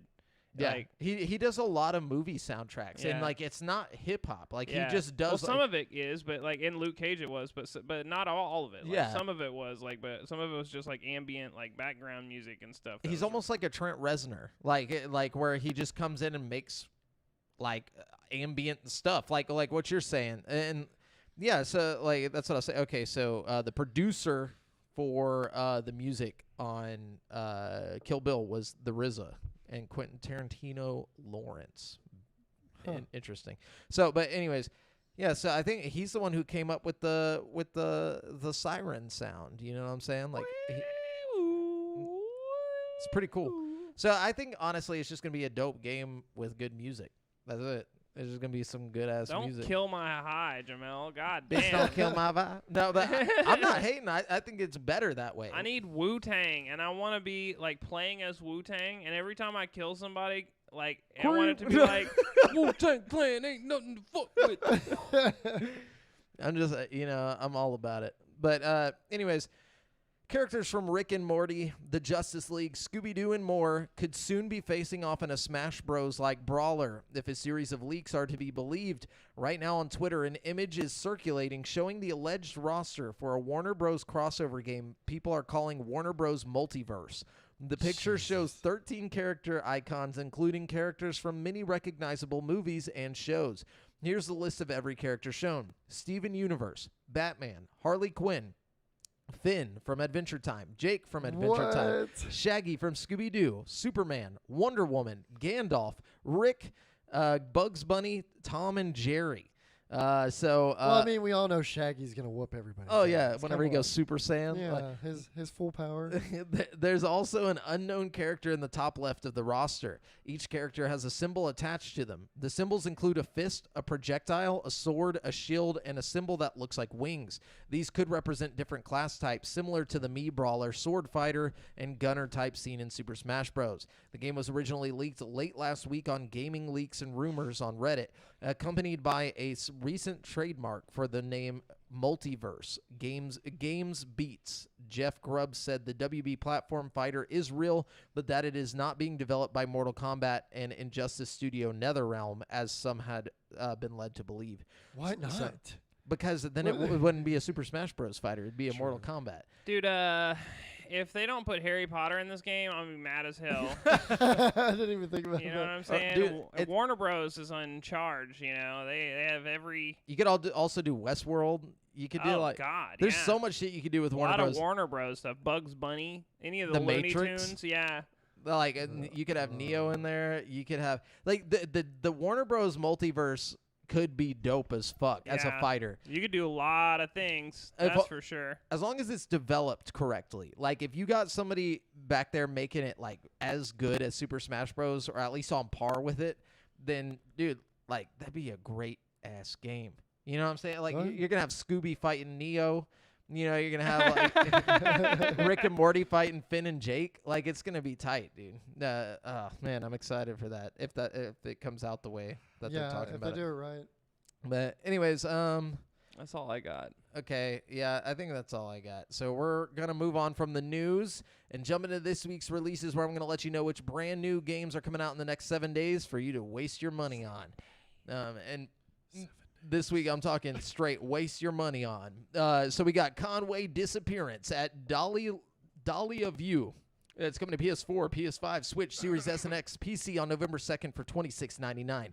When 8-year-old Charlotte May is reported missing from Dahlia View, retired detective Robert Conway launches his own investigation into her disappearance in this story-driven observational thriller. Okay? Okay. And then we got Instant Sports Winter Games coming to Switch on November, I keep wanting to say October, November 2nd for $34.99. Take your snowsuit, skis, and ski sticks as you're on your way to ride the snow. In Instant Sports Winter Games, you will be able to play many extreme and always fun sports. In the snow. Then we got World War Z coming to Switch on November 2nd for $39.99. World War Z's lack of variety and ambition. I just started reading. I guess I copy pasted the review summary. Lack of variety. I thought you were just like making something up, just capping on it. World War Z's bullshit ass gameplay. will make you fucking hate life, Then we got especially on the Switch. Get ready for frame drops. We got Monster Crown coming to Xbox One and PS4 on November 2nd for $19.99. Unravel Crown Island's mysterious, cruel story as you create your own monster legacy in the dark monster taming game Monster Crown. Oh God. And then we got Tunchi coming to PS4, Switch, and PC. Yeah, Little Tone. it's Lil Wayne's video game. No, I'm just kidding. No, it's coming November 2nd for $19.99. Dude, that would, if you just told me, if this ended up being like a American, like a Tony Hawk style skateboarding game featuring Lil Wayne, that would be like the dopest fucking game of all time. Like, Tunchi is a 2D beat 'em up game with roguelite elements and hand-drawn art set in the Amazon rainforest. Players will have a unique experience every time they start their journey into the jungle. But what the fuck does Tunchi mean? I don't know, but I'm offended that Lil Wayne is not involved somehow. Right? If I was Lil Wayne, I'd be suing. But Definitely. It's such a specific word. I feel like he made it up, you know? Then we got Just Dance 2022. Everything, it's coming to everything on November 4th for $49.99. Get ready to dance with your family and friends. Level up your dance skills or even get a workout in with Just Dance 2022. Features tons of new songs ranging from chart-topping hits to viral internet sensations. Oh, God. Definitely be picking that up. TikTok.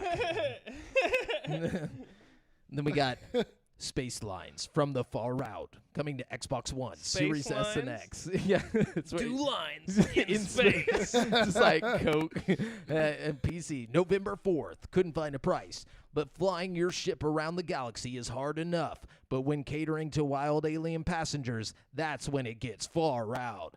Join friends online to play together as the crew of this crazy, ever-changing co-op voyage. This crazy coked out crew. Then we got Where Cards Fall coming to Switch, PC, November 4th for $19.99. Where Cards Fall is a captivating narrative puzzle that's also a compelling coming-of-age story. Our hero navigates the insecurities and emotions of high school and beyond, creating pathways and overcoming obstacles. Okay, and then we have The Binding of Isaac, Repentance, coming to shit. Switch, PS4, PS5, Xbox One, Series S and X, Is that new shit? November 4th for $59.99. The Binding of Isaac Repentance takes Isaac to new heights of roguelike dungeon adventure as the brave boy descends into the basement for his greatest challenge yet. How much that shit cost? $59.99. God dang. All your money. Then we got Demon Turf coming to Switch, Xbox One, PC, and Xbox Series S and X. Demon turds. Also, PlayStation 4 and PS5. November 4th for $24.99. Demon Turf is a platformer with a unique aesthetic, combining the expressiveness of 2D illustrations with the depth and sense of exploration 3D environments can offer. Then we got... A lot of description. Yeah, the lot of it.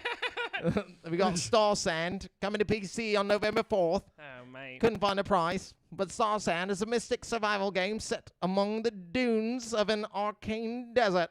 Oh, mate. An open world full of danger, vast environments, and mysterious happenings await you. Oh, mate. Explore, hunt, craft, build, and survive. And then we got Blade and Sorcery, Nomad, coming to Oh, Quest, that's the one. November 4th. Nomad. What? No, there's November 4th. It's coming right out, dog. Holy right. crap. Yep, Blade and Sorcery Nomad is a built for VR medieval fantasy sandbox with full physics-driven melee, ranged and magic combat. Become a powerful warrior, ranger, yeah, or sorcerer, and devastate your enemies. That's gonna be sick. Dude. Nah. I wonder if, man, that'd be really cool if they gave it to us if we already owned Blade and The Sorcery other for one? Quest. Get that out your mind, boy. Shut You know up. that ain't happening. American dream, goddammit. Dude, you know one thing? I've never once seen a sale on the Oculus store. Ever. Like on the one on PC? Yeah, like the Oculus store. Because I know on the headset they run sales pretty regularly. Oh, I hadn't even seen any on the headset. Because you ain't got an eye for the deals. They do like No, just they kidding. do like a deal, like a daily deal most of the time. Really? Yeah. Oh. Hey, most of the time it's like a bundle where if you buy 2 games, you get them for a little Well, then cheaper maybe or I only something. check on the PC store because if you ever go to like the sales, they have a sales tab on the Yeah, Oculus they don't PC ever store. have. It has always been empty every time I clicked it. No, yeah, they I'm don't like, have well, good sales time on to the go to Steam. PC. Yeah. Well, get ready for family in Fast and the Furious, Spy Racers, Rise of Shifter. Coming to PlayStation 4, Xbox One, PC, and Nintendo Switch on November 5th for $39.99. Whoa. Get your spy gear ready and ride to victory in Fast and Furious Spy Racers Rise of Shifter. Your moment has come to join Tony Toretto as a spy racer in a racing tournament across the world. Who's Tony Toretto? Tony Tourette's. It's gonna be a AAA title, right? Yeah. $39.99? I wouldn't Oh, call it that. Jesus. Maybe this isn't like actual Fast and the Furious. It just says Fast and Furious. It doesn't say the. You know what I'm saying? Neither do some of the movies. Some of them are just fast. Too fast. Get ready for Fast. No, and then we got Call of Duty Vanguard coming to Xbox Series X and S, Xbox One, PlayStation 5, PlayStation 4, and PC on November 5th for $59.99. Call of Duty Vanguard includes a deeply engaging single-player campaign, a massive launch day multiplayer offering featuring 20 maps, including 16 built for core multiplayer, and an exciting new zombies experience. So many All of that sounded sensual or sexual. I might actually have to get this one because I missed the last one and everybody was having so much fun with it, and I'm like, man, I wish I had bought it. Are you talking about for the zombies? Cool. Well, yeah. I was about But to I say, mean, not just for the zombies, but just like zombies is a big part of it for sure. But The like, multiplayer was yeah. ass. what in Cold War? Yeah. it was. I want to play the single player story though too. Like I thought, it looked fun to me. I hadn't heard anything about that. They said the campaign in this one is a lot shorter than all the other games. It's like the I don't shortest care one if to it's date. short as long as it's fucking good. You know, it's not about how long. Oh, hold it on, is. hold on. Let me read. It's about how you use it. Call of Duty Vanguard's campaign is fucking bad, dude. No, I'm just you don't It want. says it right here. It bro. says it in the description, like from the official website. Just don't even waste your time. Really shitty new campaign. And then we got Mobile Suit Gundam Battle Operation Code Fairy coming to PS4 and PS5 on November 5th for $49.99. Title's too long. Can't play that. An epic tale in the world of Gundam. Mobile Suit Gundam Battle Operation Code Fairy is Did an the title just episodic- get longer somehow? Like yes, is an episodic That's- action game strongly connected to the Battle Operation saga. That's just like the fucking anime, the new anime shows and stuff that the titles are getting longer and longer on. Like the one time I was reincarnated as a fucking toothbrush on the floor, sitting in the bathroom. Like, have you seen some of those titles? Like, yeah, it's ridiculous. Then we got Lynn's Island coming to PC and Mac on November 5th. Couldn't find a price, but in Lynn's Island, an action adventure island sim smash up, players can pick their own play style. Choose a simple life or pick up a sword and head for the mysteries that lurk below. And then we got Blue Reflection, Second Light coming. I'm gonna read it like a YouTuber. PS4, Switch, PC. It's like upspeak. yeah, November 7th. I can't do it can't- yeah, for it's so hard. $59.99. The sequel to the fan-treasured 2017 RPG Blue Reflection, Second Light, follows the adventure of 3 students who find themselves transported to a mysterious floating academy, searching for clues to find their way back home, with only their names as memories. Okay. That's Okay, it? that's it. That's all the games. That's it. Do y'all have this month's I do. Gold and Gold and plus. We'll read Yeah. them real slow. Y'all get ready for the ultimate games with gold because this Slower shit's. than that. No, I'm just kidding. Get ready for the games with gold. Nah, games with gold is looking pretty horrible this month, just as usual. But we got Moving Out coming November 1st through the 30th. That's the big name right there. Then we got Kingdom 2 Crowns coming November 16th through December 15th. And then Hover is still available till November 15th.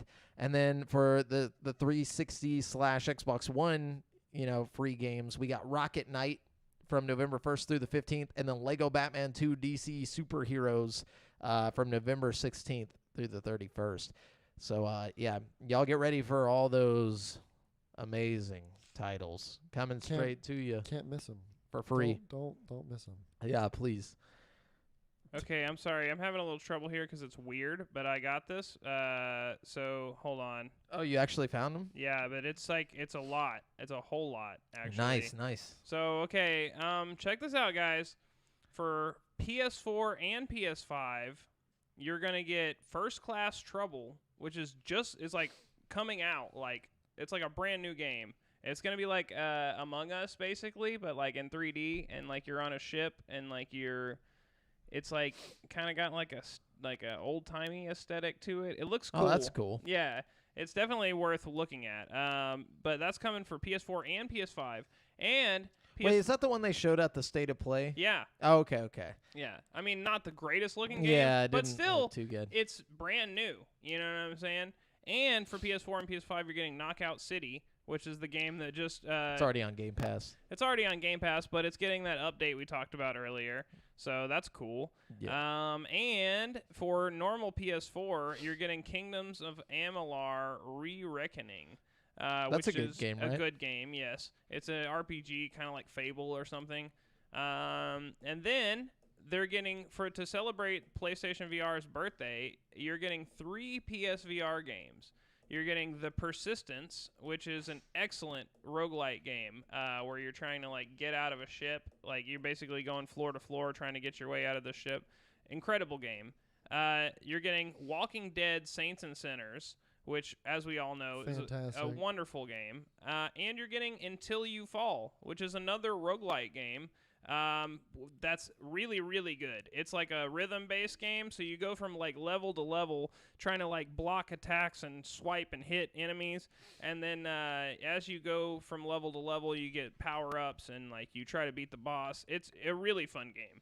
So yeah, 3 really good VR games and 3 really good, non-VR games. 2 really good non-VR games and 1, potentially good non-VR game. But anyways, it's cool. A lot of cool stuff. Good job over there, Sony. That's pretty good. Now we're going to jump on over to currently playing, where we're going to let you guys know what we've been playing, so I'm going to go first because I ain't got shit. I've been playing Call of Duty, but I got to tell y'all, I figured something out, all right? This is great, all right? Because it's sad. I started using hacks. No. I just said fuck it. Got a VPN. I've been getting better. I've almost finally caught up to my fuck ups from whenever I originally first started playing. I'm almost finally back to even. I'm like 50 kills away or something like that. Very close, like 99. But anyways, found out I'm in the top 1% of all of Warzone, all of Activision in dubs. Dope. I'm in the top 1% on dubs, top 1% in kills, but that's just because I've been playing for so long. And then top percent on fucking, what's the other thing? Rebirth?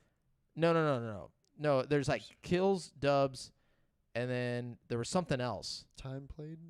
No, it wasn't that. But I don't know. yeah, I guess like on Rebirth I was top 1. 3%? No, 2%. That's what it was. Damn, congratulations, bro. No, that's bad. That means I've just been sitting there on my ass for too long. But it does.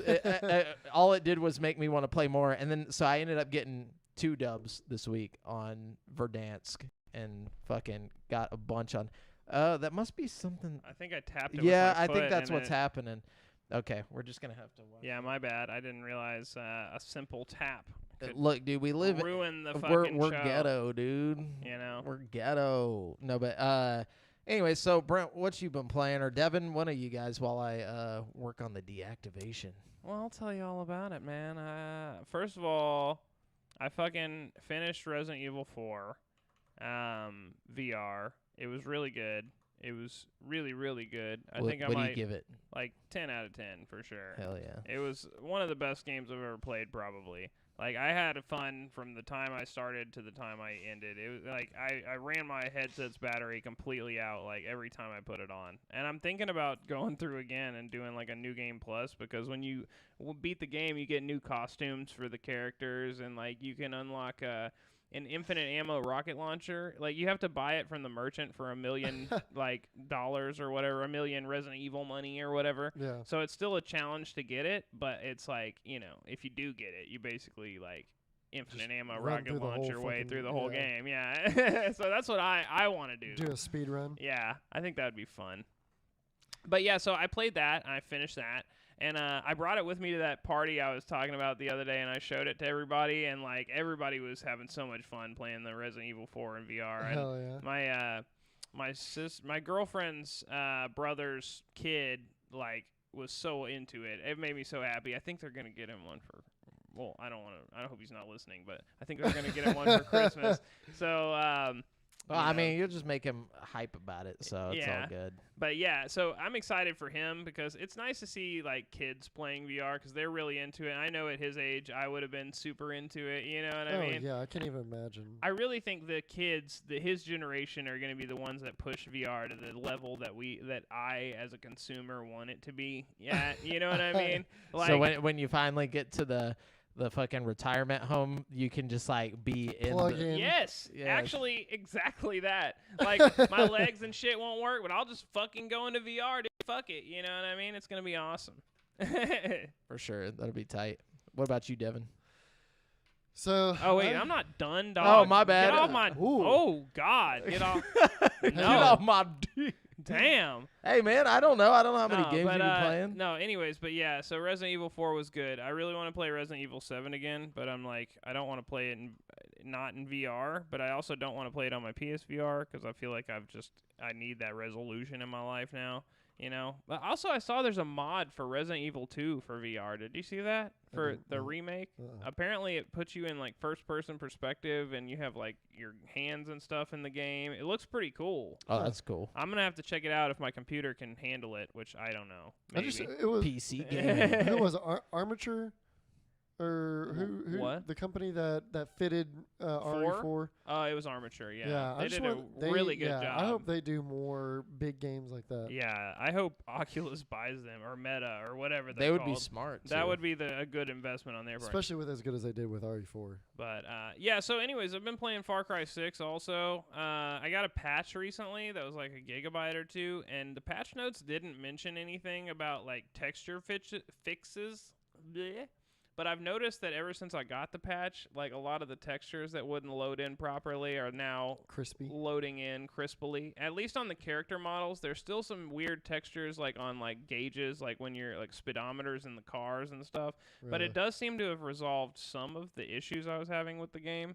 Also, like, I'm still having a lot of fun with it. I've noticed, like, now that I've been playing it for, like, you know, a while, that it's much bigger than most of the other Far Cry games. Like, as far as just the sheer scale of the map, like, it's significantly bigger, it feels like. And every level, like, part of the level feels, like, detailed and cool. Like, I don't know, they did a good job with, like, the level design and the map. Seems and like pretty stuff. alive. Yeah, and I like that you have to destroy the aircraft cannons before you can use just fly all over the fucking place. It really forces you to just explore a little more, or at least, you know, like, take out some enemies. Yeah. But that's why they give you access to the helicopter, like, the moment you start playing, right? And it's Yeah. like, Well, not. Yeah, I'm pretty sure you have a helicopter at your disposal. If not, like, right away, like, pretty early on. Yeah. You know what I mean?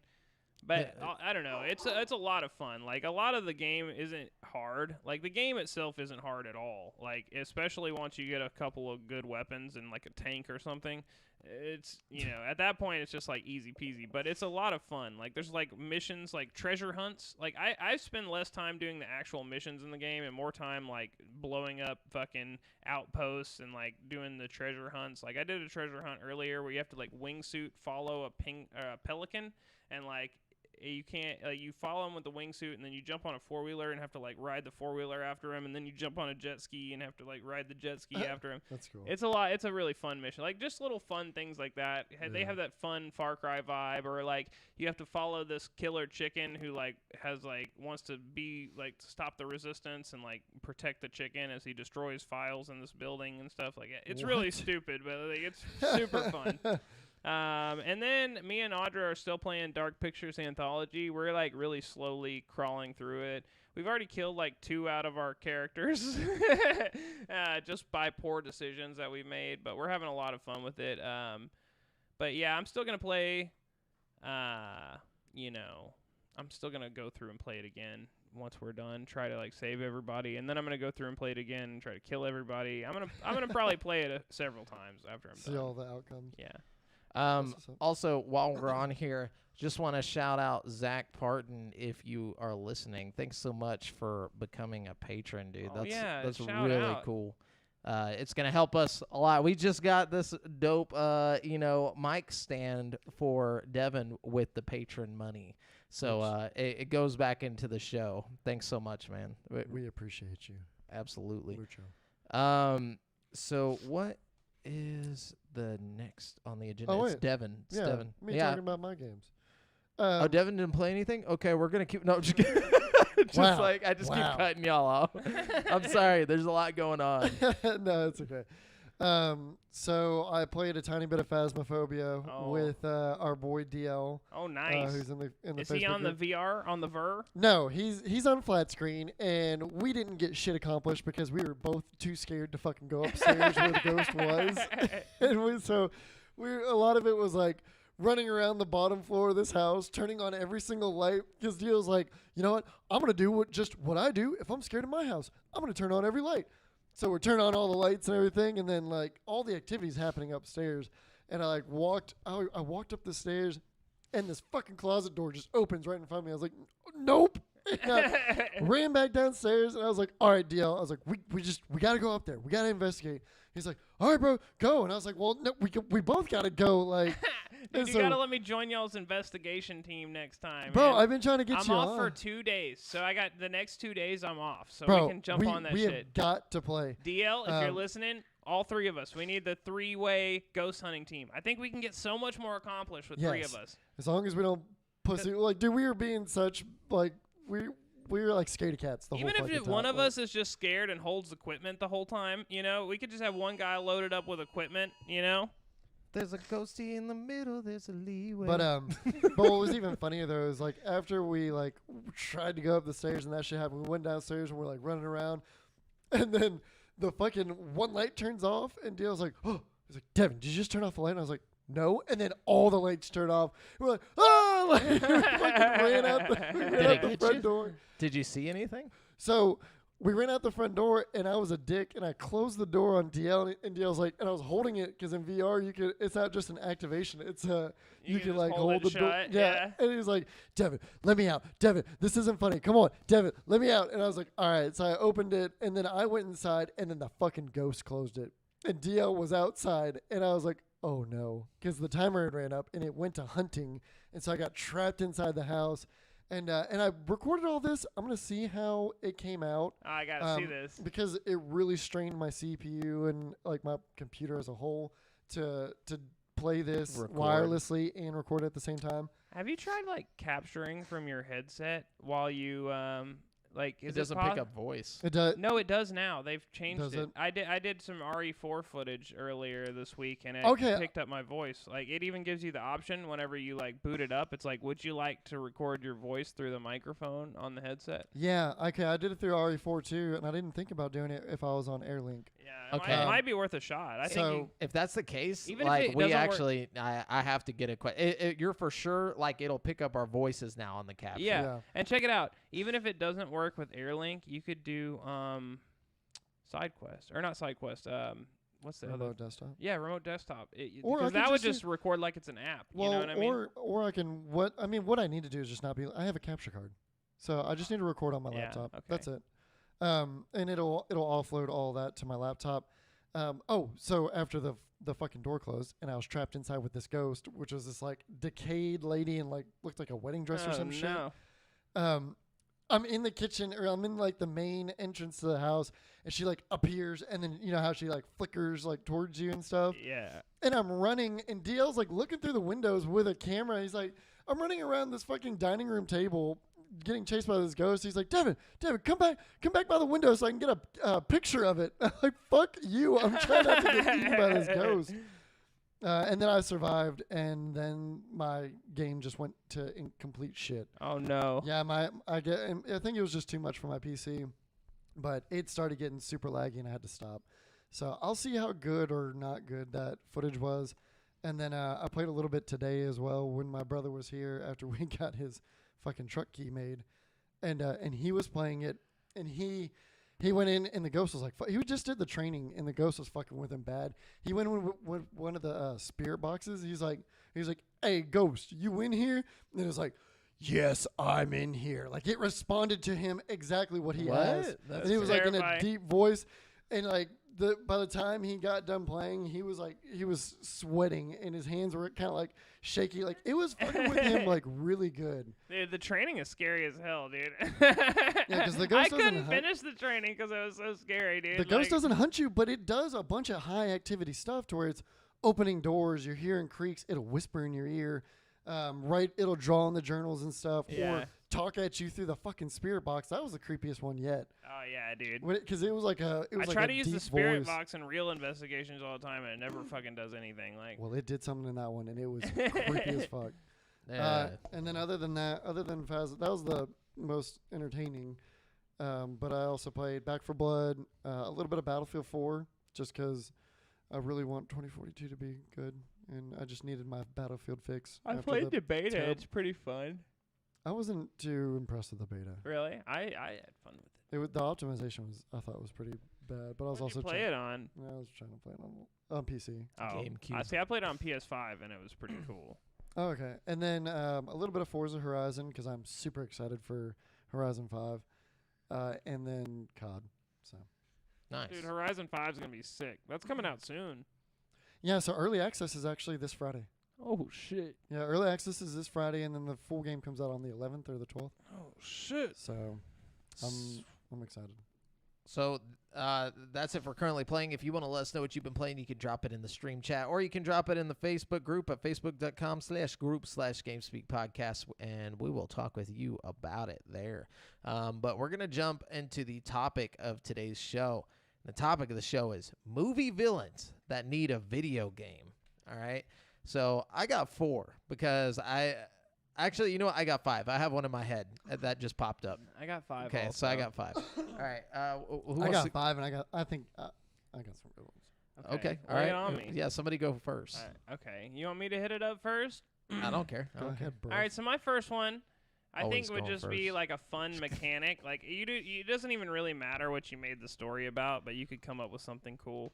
But I think a Magneto game would be fun. Like a game centered around Magneto's like ability to only like levitate metal stuff. So you'd go Yeah. through these Yeah. levels that were like maybe you go through the jungle in one level, so not everything's just metal, and you have to like Really you know think think like, about yeah, it, Be yeah. methodical with your bending and whatnot. Whatever. You just steal all the iron from the monkeys running around. Maybe this is before he's developed his powers Oh, to okay. that extent, where he I'd just be pull the murdering iron out of monkeys you, left you know? and right, dude.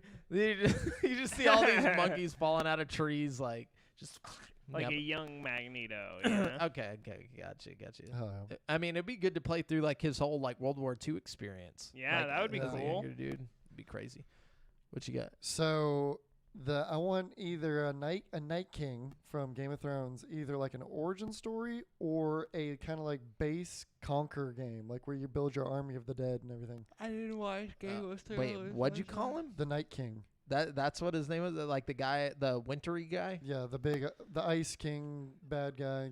I didn't know he's called the Night King. I Yeah. just thought of him as like the Snow King or Yeah, something. He's the like, Night King. Makes sense. But like have something where you go and you're up in I can't even remember the fucking terms from that show Yeah, it anymore. was so long ago. But up in the wilderness, go and like The capture north. all the bases, and then make an attack on the settled lands. What the?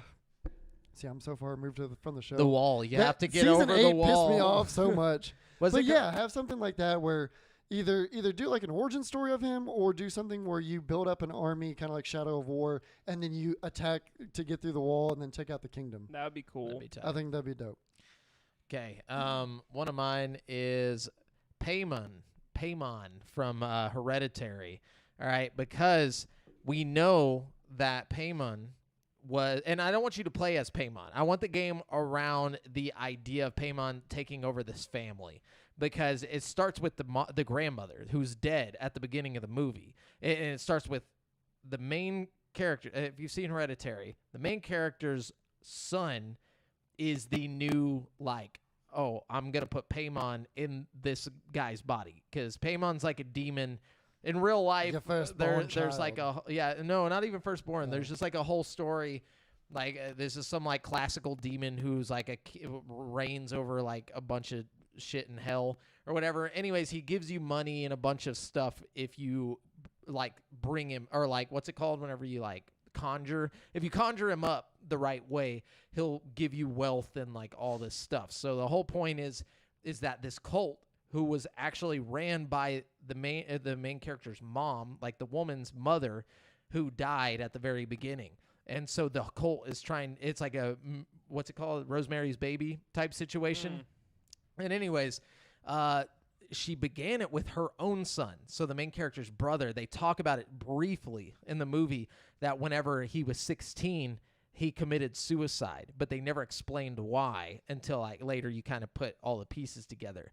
So I want to have a story where you're playing as the 16-year-old brother, or like the younger brother, and you're being haunted by like this cult or whatever, and Paimon's trying to take over your soul. And then in the end, we all know the ending, but we all know the ending to Rogue One, Star Wars, but we still loved it anyways. I want that kind of shit. And I want it VR, because I think it would be scary as fuck. I feel like that gameplay would play out a lot like Devotion or something. Like a game, or like Layers of Fear or something. Yeah. Like maybe where it's like really scary shit happening, but nothing's actually like a threat. You know what I mean? Like, well, that's the thing, is I want there to be a threat, though. I'm not really sure how you would pull it off. That's the thing, is like, I'm not a game designer, but that's why I feel like Devotion was such a good game, because you felt threatened the whole time. Like, you constantly are turning around and there's like a mannequin right in your face that wasn't there before, or something that scares the fuck out of you. You know what I mean? But yeah. like, Yeah, no, that makes sense. Like that, I definitely want it to be story focused. It's like how they're like, oh, we're gonna make a Quiet Place movie. It's like, no, make me a Hereditary movie, but like a prequel. That's what I want. yeah. Or what if you had like a Hereditary game that was like hyper realistic, but it's like an Until Dawn kind of thing where you make decisions and stuff. Yeah. You know what I mean? That could be really neat. I want either Until Dawn or a Silent Hills type situation. Oh, yeah. You know, but I like I those think that ideas. could be good. Hell yeah. Anyways, Devin, I think it's Brent. Brent. Is it me? All right. Let's see what we got here. I think, okay, this one's going to sound crazy, but imagine a Freddy Krueger game, right? Where, like, you're Freddy Krueger, and you have to kill, like, a specific target, right?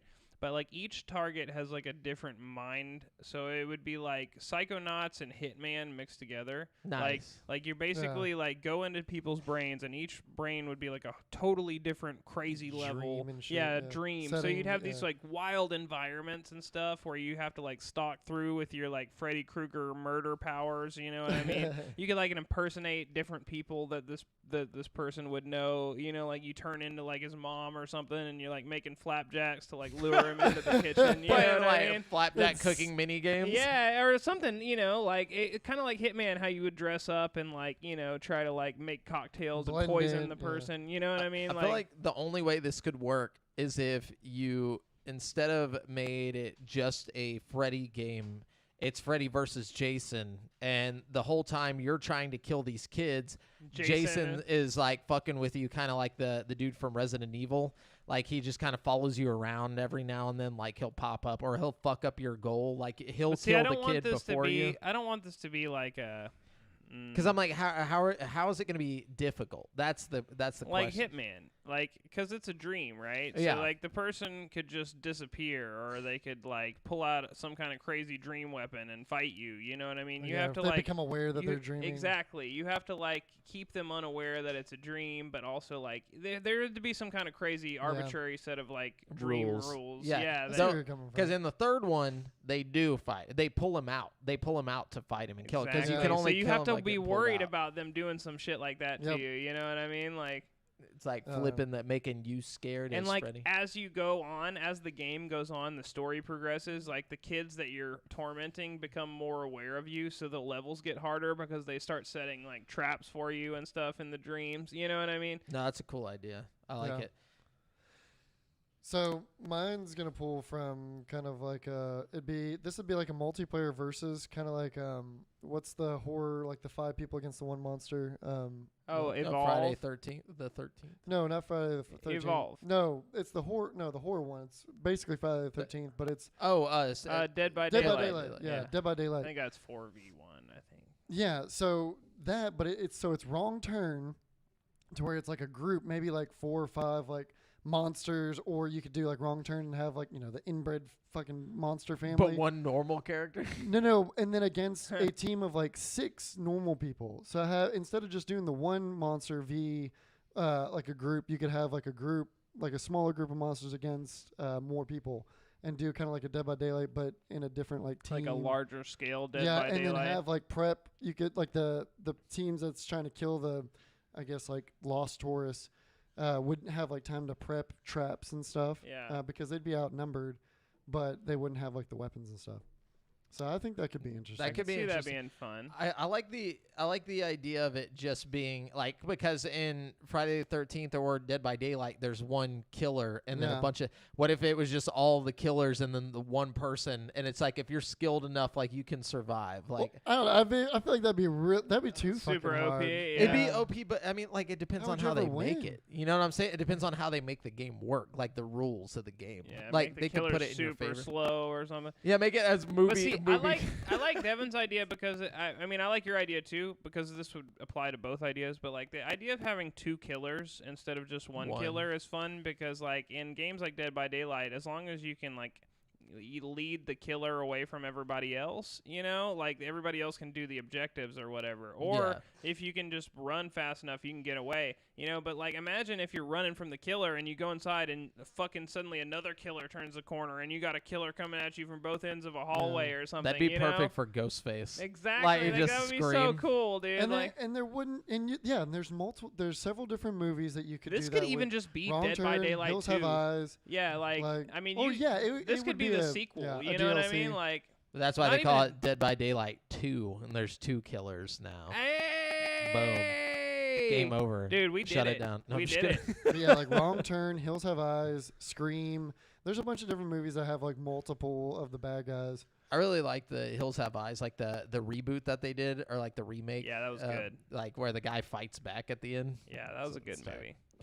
All right, my next one is Anton Chigurh from No Country for Old Men, because I feel like he's one of the creepiest motherfucking villains of all time. And that's a movie where he's like smacking people or hitting people with the cow killer thing. Yeah, The cow bolt, or like Yeah. the bolt. he's gun. just like a fucking psycho dude. Would you go around cow bolting people? Would that be the point of the game? I think I got the topic backwards, because mine was like, I just want them in a video game. I didn't really think of them as the main character. I was just thinking more along the lines of like, what would I do in a situation in a video game where I'm being hunted by these people, or like in certain different circumstances. I okay. didn't think of Okay. him as the. I guess you could always do like an origin story with him or whatever, and do like Manhunt or something, but like.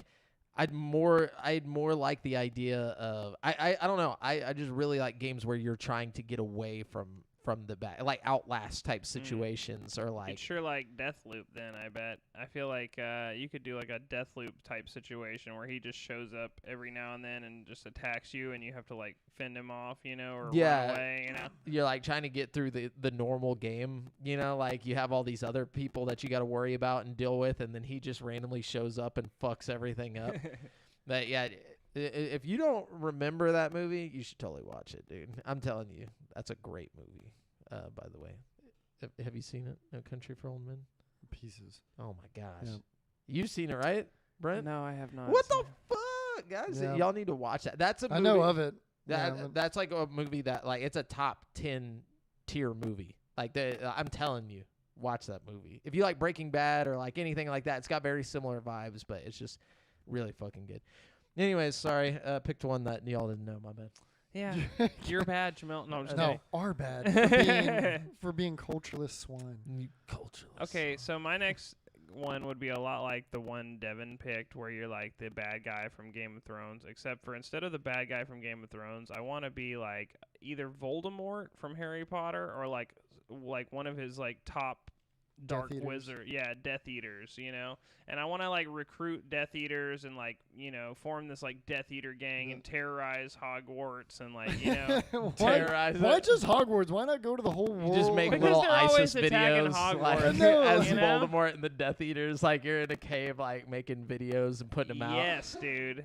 I want the darker side of the wizarding well, world. what if we get that in the new featured in- RPG? That would be sick, but I want hopefully that's what happens, but I'm just thinking, probably not. While we're on this topic, I also chose Voldemort as my next one, so I'm gonna just go ahead and say mine. But compound. with Voldemort, I wanted like you play as Tom Riddle or whatever, like or like whenever he's like young and like going through. Get the full story. Yeah, get the whole like background and all the stuff you don't see in the movies. How he learns about the Horcruxes and shit. Yes, like Yeah. I want to play through that in like almost like a I don't know, just like a creepier version of the Harry Potter story. Yeah. that'd be dope. But an like you can- R-rated, that'd Yes. be cool. You're It- killing everybody, fucking unforgivable curses left and right. yeah, you got to like set up traps for people basically, like without getting caught by Dumbledore and all that stuff. You got to keep your mask on basically of like, oh,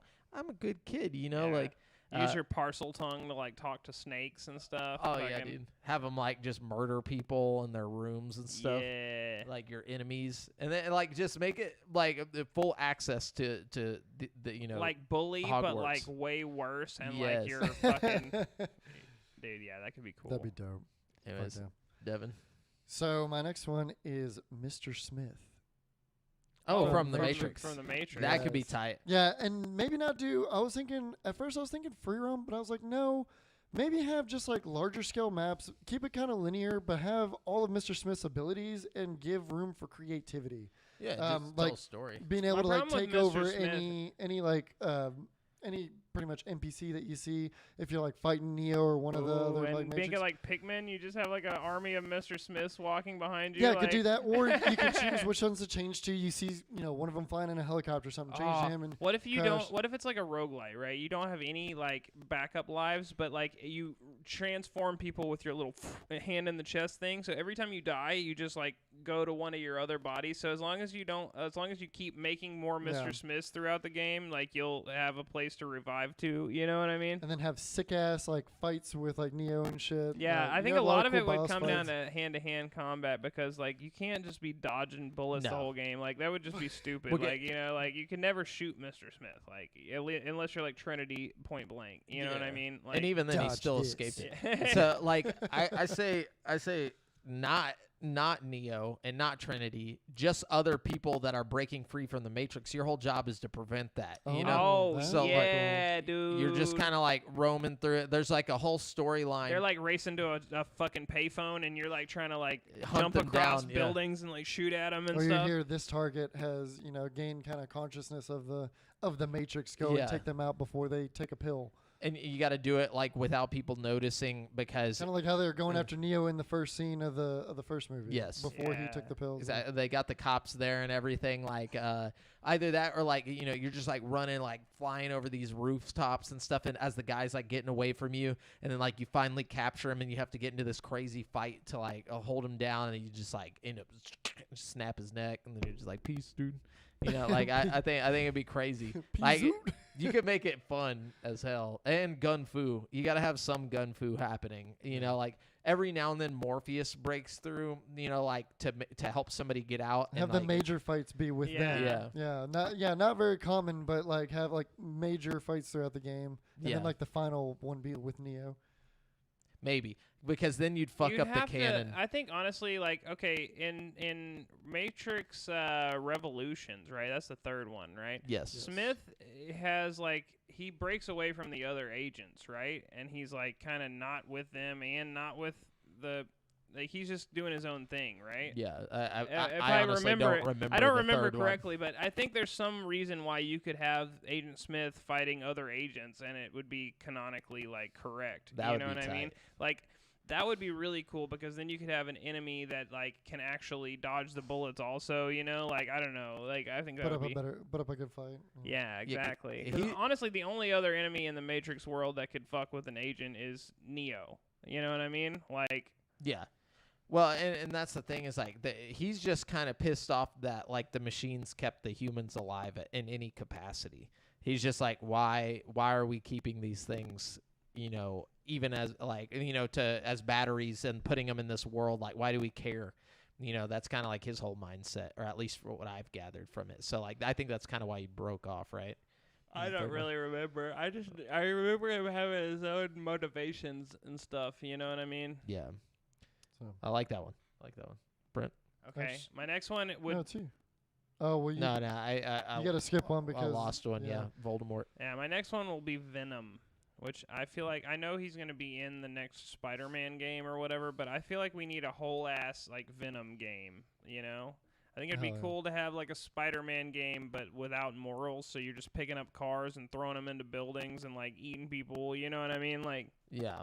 So my next one is actually almost exactly similar to that, What is it? but not Venom. With Carnage. Carnage. Yeah. And have it free roam in the prototype style. Yeah, I was thinking that could also be extra cool. Both would be very similar games. Yeah, if you think about it, Prototype was damn near a Carnage game. I Because just you feel could like- form all these swords and stuff. You could slice people up. Prototype sucked though. No. I didn't like it. Prototype is an Crazy. excellent game. Prototype You're was tripping. fantastic. Prototype was like Prototype the 1 sad and 2 version were of both good. Infamous.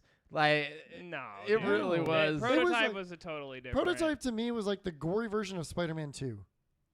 Like, because it was a free roam. It was a whole city. You could run around, get. I your know. powers I and- had it. I Like I just honestly, didn't like I it. don't know. I feel I like liked it a Prototype lot. was closer to Infamous, but it was still a good game. I in think its that's own why right. I didn't like it is because I had played Infamous and I had an Xbox instead of a PlayStation. So I was like, well, I'm just gonna buy Prototype because I want to play an Infamous type game, and it didn't hit that nail. Man, I don't know. I liked Prototype. yeah, I did too. But no, I feel it. I mean, I'm not saying that you guys can't like it or whatever. I'm just saying I personally didn't like it. I just had to throw that hot take in there because I was like, That's real. I didn't know anybody else played that game. I just remember getting so excited. I bought a jacket very similar to his jacket just because I thought it looked dope as fuck. It did look pretty cool. That is a sweet jacket. Yeah. Yeah, that was the one good takeaway I had from that game. Was like, dude, the guy's got to stop. So how would your Venom? How would your Venom game be?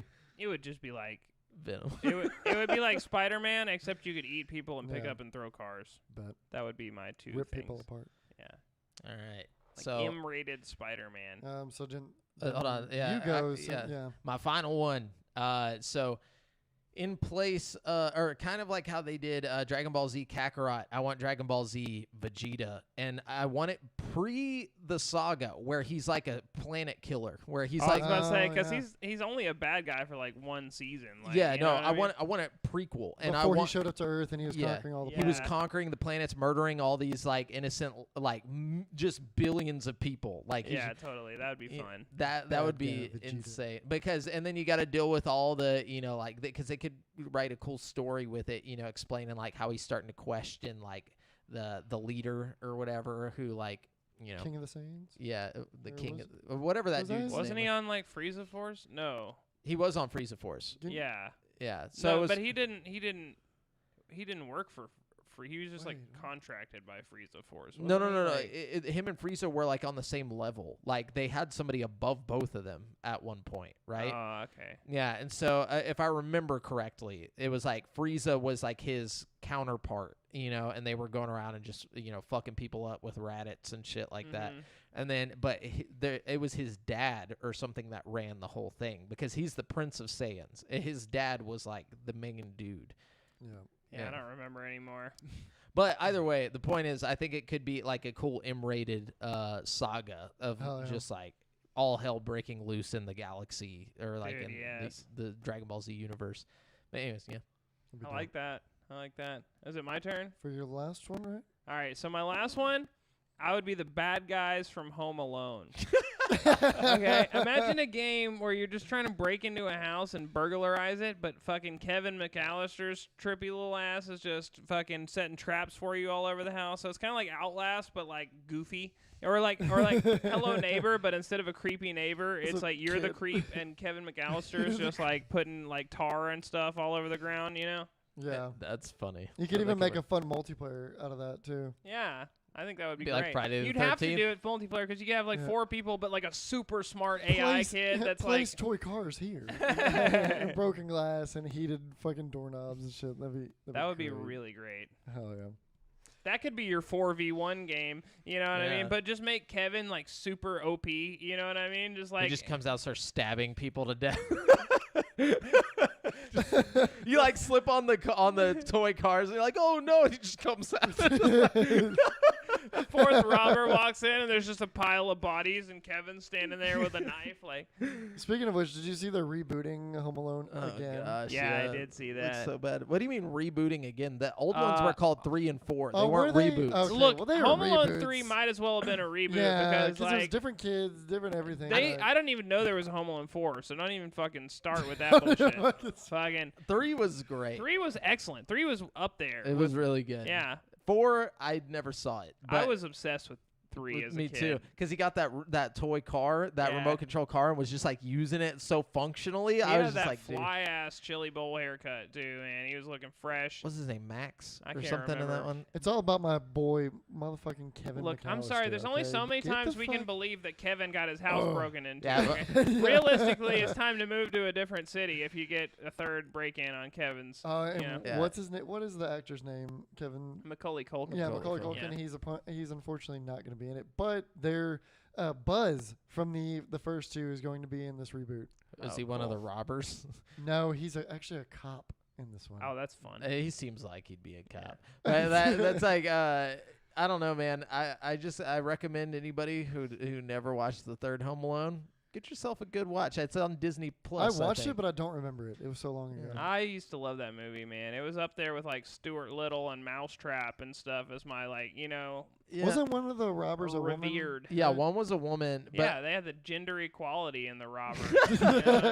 I'm trying to remember who the main, like the dude bad guy was. He was somebody. In 3? Yeah, he was. I know Joe Pesci was in one of them. You know, they had like a. No, that was the first. I know two. he was in the first one of the first 2. Yeah.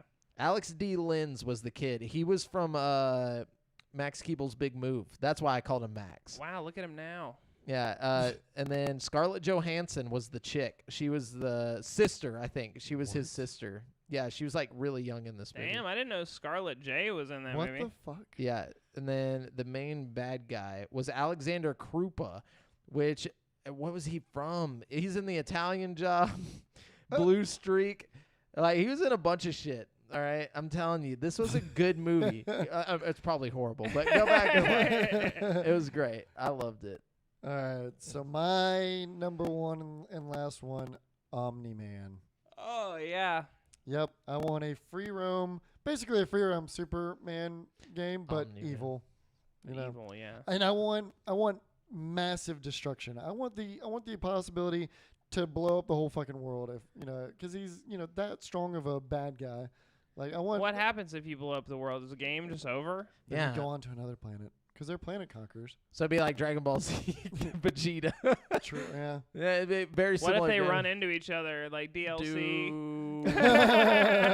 They just have to fight it out. So- Omni-Man is horrifying. Goku Yeah, I'd v want to be able to like Omni-Man, fly dude. through That would buildings be awesome. though. That'd be dope. Freaking just destroy level whole cities and stuff. I don't know how they've made 16 fucking they have 16 seasons worth of Invincible.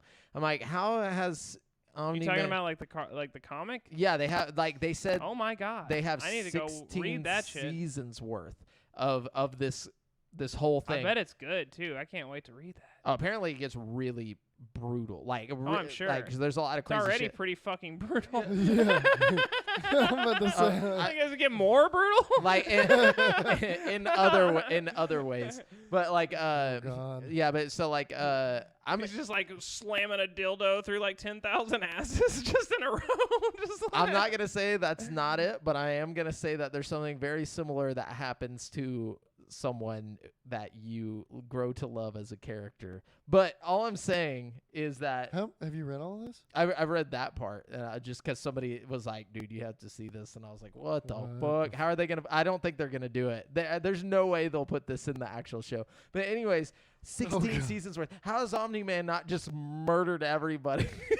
Like immediately, you know what I'm saying? I don't know. They did Walking Dead for a long time, and you'd think everybody would just be dead by the 5th season of Walking Dead. You know what I mean? That's true. That's true. That's true. All right. Old Robert Kirkman knows how to stretch an intense story for a long time. You know what I mean? Oh, yeah, dude. I don't understand how people can write like that, where he's just like, I have no idea where I'm going, but I can keep this going forever and keep it interesting. Like, I have to know and I can't even write. But like, See, if my problem is like I could keep a story going for a long time, but I don't know how to wrap it up. You know, I don't know how to like put a cap on it. You know, like, I could go and go and go, but like I would need to hire somebody to come in and finish it. You know what I mean? Like, I was about to say, I mean, they did that with Game of Thrones. They just like they like wrote this long, amazing story, and then like, fuck the ending. Old bastard wouldn't finish the fucking book, and so they had to wing it with a little bit of help from him, and they also had to wrap it all up into one season, which it should have been like 3 other seasons at least. It's because they got like that. Well, it's their fault for starting to put the movie out. Before they ran the show faster than the books were coming. It's like Harry Potter, you know, like they started making the Harry Potter movies when they were on like the 5th book or 4th book or something like just that. Barely. And it's like, you know, a lot of the characters that end up being like pivotal characters weren't even in the first movies. You know what I mean? Like we don't have Peeves in the fucking movies at all, and he's like important. You know, we don't have and I forgot which movie, but like there's like a whole character that's just not in the movie, and he gets murdered in one of the books, and it's like a big deal. Really? Yeah. I did not know that. There's a lot of random shit that's in the books that's not in the movies. Like I've read all the way up to the Goblet of Fire I have 3 different too. times, and then I just stop every time I get to the Goblet of Fire because it's so fucking big. The Goblet of Fire, I wish all of them were that big. It's like a fucking fantastic. It's such Goblet of Fire, as far as the movies, was my favorite. The Goblet of the Fire competition. See, my thing about Goblet of Fire, I fucking love the book. I love the book, and I think that if any of the movies should have been made a 2-parter, it should not have been the last one. It should have been Goblet of Fire. Goblet of Fire would have been such a good 2-part movie. Like honestly, you should have just saved the entire Triwizard Tournament for a whole second movie. You know what I mean? Like that would have been tight. It would have been so tight. It was also where we first got our look at Robert Pattinson, the future Batman. The future Bat. and vampire. Yeah, I was like, we're just not even going to mention future Bat. The future. Anyways, but that's it for the topic of the show this week. We are going to jump into the People's Champion. We got a good bit of questions. Wow. Too. Yeah, Brent asked for 1,000 questions. Let's see how you guys held up. You delivered. We're actually just going to have to delay it for a whole show next week. So you guys. Hang on, just wait up. Wait! So, Jamal, how about this weather? No, yeah, just, you know, it's pretty nice. the weather's kind of nice. He's reading them. Man, sorry, there's so many questions. I have to pick a champion. This is all of y'all's fault at home. You know, just asking too many questions. Asking all them questions.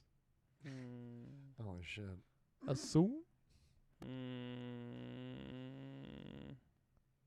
But yeah, so I was gonna say though, just one last little thing. Watch Home Alone 3. If y'all, all right, I got it. DL Shiver. I'm giving it to you because you down low Shiver are the bomb. Download.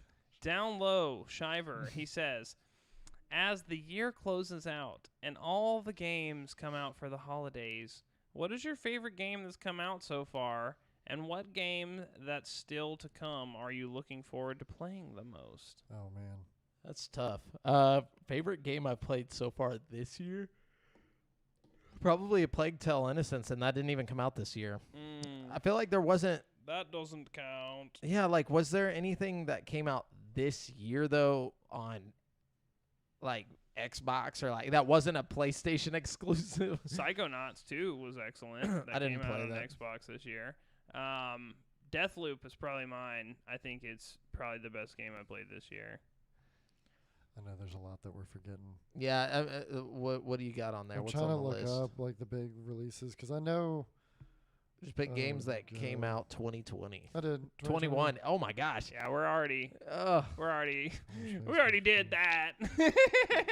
No, not everyone. Oh, never mind. This is a way too big a list. Yeah. Well, I mean, it doesn't matter. Just read I'm some trying to of them. think. Fuck, I don't.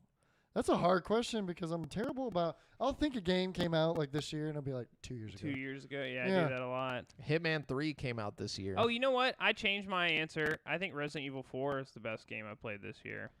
Oh, wait, did Resident Evil 8 come out this year? Did Village come out this year? Yeah. Okay, that's my game. That's Yeah. my game for this year. Village was good. I think 4 VR is still my top though. Yeah, Until we get Village VR, because that will honestly be the best game ever made. Like Village was just too good. I'm sorry. It was probably like a Deathloop perfect was really game. good. I honestly, if I had to like, if I have to just exclude VR games altogether, it would be hard to pick between Village and Deathloop because I forgot about Village, and I don't know, man. I think I might have had more fun playing Resident Evil Village than I did Deathloop, but Deathloop was still a really good game. It was like a innovative, you know, whereas like Resident Evil 8 was just like super fun.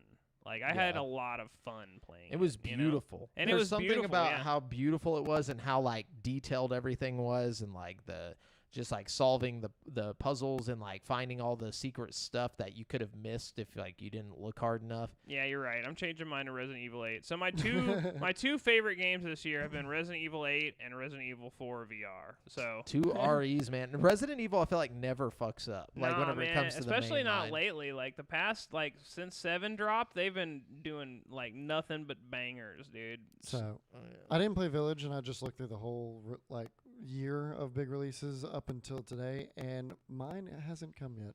What is the That's one? going to be my answer because I mean we Well, have. that's have two part of the major- question is What are you what are looking you forward still to? looking Oh, forward to? 2042. Is That's my coming this year big, still? Yeah, this So- month, and then also Horizon. Oh, Horizon yeah. 5. I'm really looking forward to that one. See, man. So Hades came out this year. no, no. Oh. If that would definitely be my answer, but no. I think that was a 2020 or 2019 even. It's been out for a minute. But I think if I had to pick one that's coming out soon, like Or Halo? before the year's over, probably, I don't know, maybe Grand Theft Auto San Andreas re-release. I don't know. Is that coming before then? That's coming like next week or something. Like after like maybe like the Oh. day after the next podcast, like or something like that. It's pretty soon. Wait, yeah, that's coming out like in a couple weeks. Yeah, it's like they're putting. I know they announced that the GTA San Andreas Definitive Edition is going to be like on Xbox Game Pass, and it was like for November 9th or something like that. So it's like coming really soon. Like, What if we get the GTA for Quest too? Super fast. dude, honestly, I hope we hear more about it soon. Cause like I hope it's like Resident Evil, cause they announced Resident Evil 4 VR, and then relatively soon after they announced it, they did another trailer, and then Well, it was relatively like a soon month, after that, it was like we got it. you Yeah, know, and the same thing with Blade and Sorcery. Like there hasn't been any kind of news about the because the dungeon part was the next big update for the PC version. yeah. And I hadn't seen any news about that coming out for the PC version, and it's coming out this week, like for the Quest. Well, and they So- said on the And they just announced it. they said on the San Andreas thing that it's been in development for years. Like they said multiple years it's been in development. So So I'm hopefully like it's very- not too far out. You know what I mean? What if Like it was just a couple weeks? I don't know, man. Oh God. Yeah. If that's the case, then I mean, yeah, the game, my most enjoyed game, hasn't come out this year yet. The one I'm looking forward to is Halo Infinite. honorable mention for me, Doki Doki Literature Club Plus. I really enjoed that.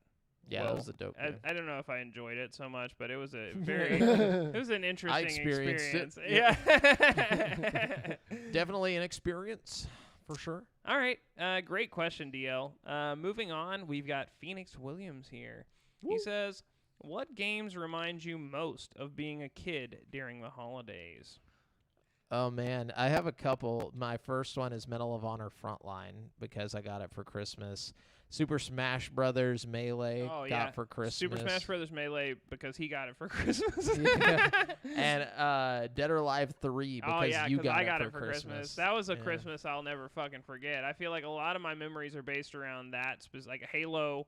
Dead or Alive 3. Oddworld, Abe's Odyssey, I think was one of them. Or no, it was New and Tasty. It was one of those. You had like Blood Wake. Yeah, dude. Buffy the Vampire Slayer, the video game, the is X-Men fighting game on there. Oh my goodness, dude! I remember your sister specifically walking in and giving you that game for.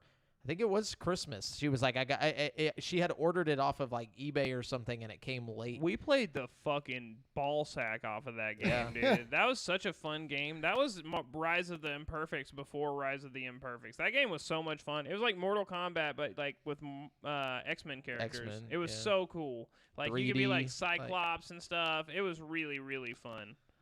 Oh yeah. A lot of the original Xbox games remind me of being a kid during the holidays. So only one specific game comes to mind for me. It's San Andreas. Because that was one big one that I got for Christmas one year. I got the triple pack. It came with like Vice City and GTA 3 and San Andreas. Yeah, it was on Xbox. I had it for PlayStation 2, I believe. Yeah, for a while it was PlayStation exclusive, but then when the I Xbox remember when it dropped, came to Xbox, it was a big deal. Yeah. Like, and they put in just a triple pack. They were like, "Here's 3 Vice City and San Andreas in one box." Bro, it's kind of like the one that's about to drop this month. I think that's why I'm gonna get it, because it's just the nostalgia of like. But what reminds me more of being a kid at Christmas when it comes to video games, more so than one specific game, is just opening a new game and having that new game smell. Or a new console.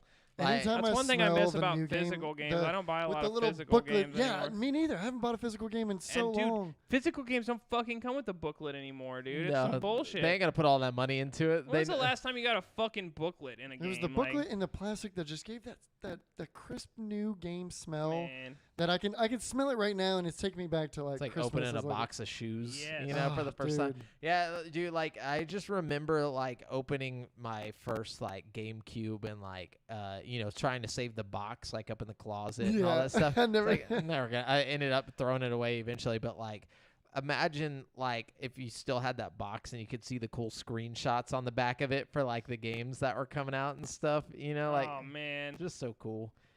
Anyways, what's next? All right, great question, Phoenix. We got another question from Phoenix here. He says, "Who wins between a fight? Who wins a fight between a tiger and a gorilla?"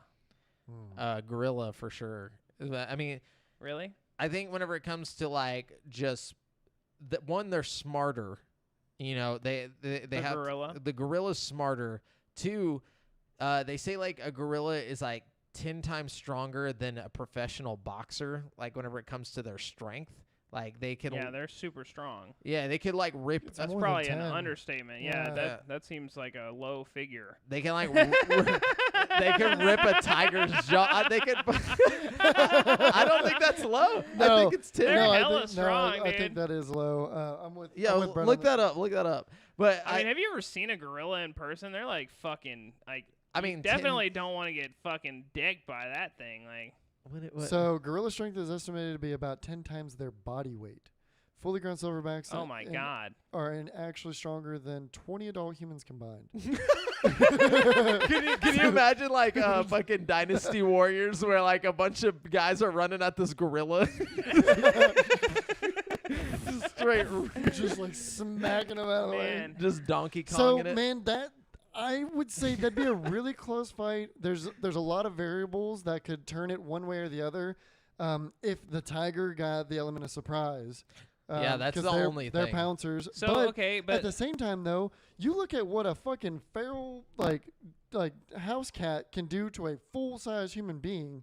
Like, so I think this would be a little. tiger is like that. I think but proportionally, also a lot it would be scale more to a like gorilla. it would be more like a fucking It would be a big cat coming at a human, like if we were going by scale. Exactly. It wouldn't be the Exactly, yeah. same scale as us fighting a house cat. But you no, know I'm what saying I mean? like you look at No, like he's what saying those- imagine what a small cat can do. Absolutely. Imagine what a Absolutely. big cat can do. I mean, imagine. I mean, you've seen the damage a lion can do, obviously, with like their claws. I mean, it's like it would fuck you up if you like scratched it in the belly or something. You know what I mean? I'm feel thinking like they don't go for the belly though. No. They go They go for immediately for vitals. the neck. Yeah. So as long as that gorilla was smart enough to keep its neck good, But like that gorilla could straight King Kong that bitch, rip its jaw open. You know what I'm saying? Like I've seen, I saw like a video one time where a gorilla like fucked up a alligator. You know what I'm saying? Like Well, alligators Yeah, really slow, alligators got though. limited mobility compared to On the the. ground. true, but I'm just saying. I think it'd be a hell of a fight. The gorilla would kill the tiger first, but the gorilla would die later from its wounds. Yeah, it'd be fucked up. Yeah. Unless they had like a ringside like medical. Yeah. Ding ding ding! First round is over. Gorilla, come to your Get corner. the cut man. Yeah, you know they got like Tiger no King matter The is what. referee's like, I want Joe Rogan to fucking come up just with the like- mic. Oh my god! He's like the tiger's jaw is God. just like snapped open, and he's like, "What would you say was was the part where you fucked up?" You know, like, Oh God. Okay. Fun question. Good question, Phoenix.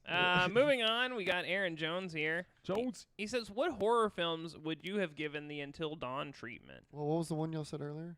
Oh, It was yours, right? Yeah, it was either Chigurh, Anton Chigurh, or was the one that I had before that, which was Paimon. You know, I think I think it's Saw Paimon. would It be was really Paimon you were fun. talking- Yeah, from Hereditary. You know, like if you had like a Saw type game where you're like in a, where you had to make choices, like okay, give the guy the cigarette covered in blood, or you know what I mean? Like you have to like decide whether you want Guys, to like like this is disgusting. cut your ankle off, you know. Why'd you give me this cigarette covered in blood?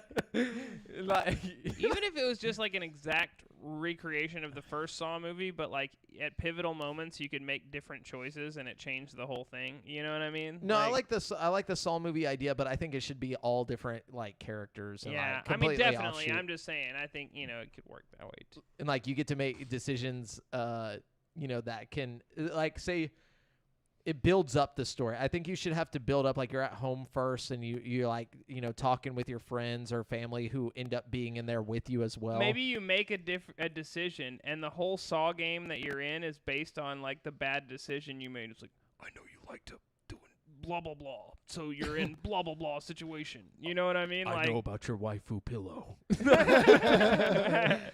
Now you must ejaculate in all of these waifu pillows. You're like, that's it. That's the game. Seriously, like all of them. You've only got like 30 minutes. Like 30? Like that's plenty of time. that's plenty of time. I don't have time left over. Hey, you got any more pillows back there? I really didn't think you'd be done so fast. That's on a timer. I don't want to play a game. I'm done with He like runs like. Anyways, okay. We got Kyle McAvoy here. what's up, Kyle? He says Mario Paint VR on the Unreal Engine ? Holy shit, that would be ridiculous. Yeah, But I you got your little cardboard Labo VR playing it though, unfortunately. Yeah. But I like the idea of like a legit painting game because like Kyle's like a straight artist, dude. I've seen his shit on Facebook. Isn't he an art teacher? You're an art teacher, There's a right, lot of Kyle? art programs for VR. Yeah, you should just hop up. Why are you not on VR? I feel like you could be making some crazy good shit, dude. God damn it, Kyle, get in VR. Give it the program. The program being Cal. VR. All right, moving on. We got Hans Yodel here. He says, "Why do they keep adding Rosalina to Mario Party? Who the heck is she? She's like the worst, most annoying character of the entire Mario series. She hacks worse than Warzone. What is this character's background? I literally don't remember her at all in any Mario series." And Well, then, There's Mario Galaxy. yeah, she's from Mario Galaxy. Okay, Yeah, and don't get it twisted, Hans. hold okay? up. I understand though because Mario Party is very Mario Party and Mario Kart specifically make the female NPC characters way too OP. Really? Like the for RNG? They're just luckier. Yeah, they're luckier in Mario Party for some reason, right? Yeah, For some reason. Always have been. No, they've always been OP. So like I remember even playing like Mario Kart Wii. Like anytime I would have to go up against Princess Peach, I'd be like, oh fuck, damn it, because I was trying to get my gold license. You know, I was trying to gold everything on it, but true. she'd always fuck shit up, dude. True. She Coming in comes with through, the blue turtle shell. Yeah, blue turtle shell, rose gold. Though Rosalina is dope, so unfortunately you just have to live with her.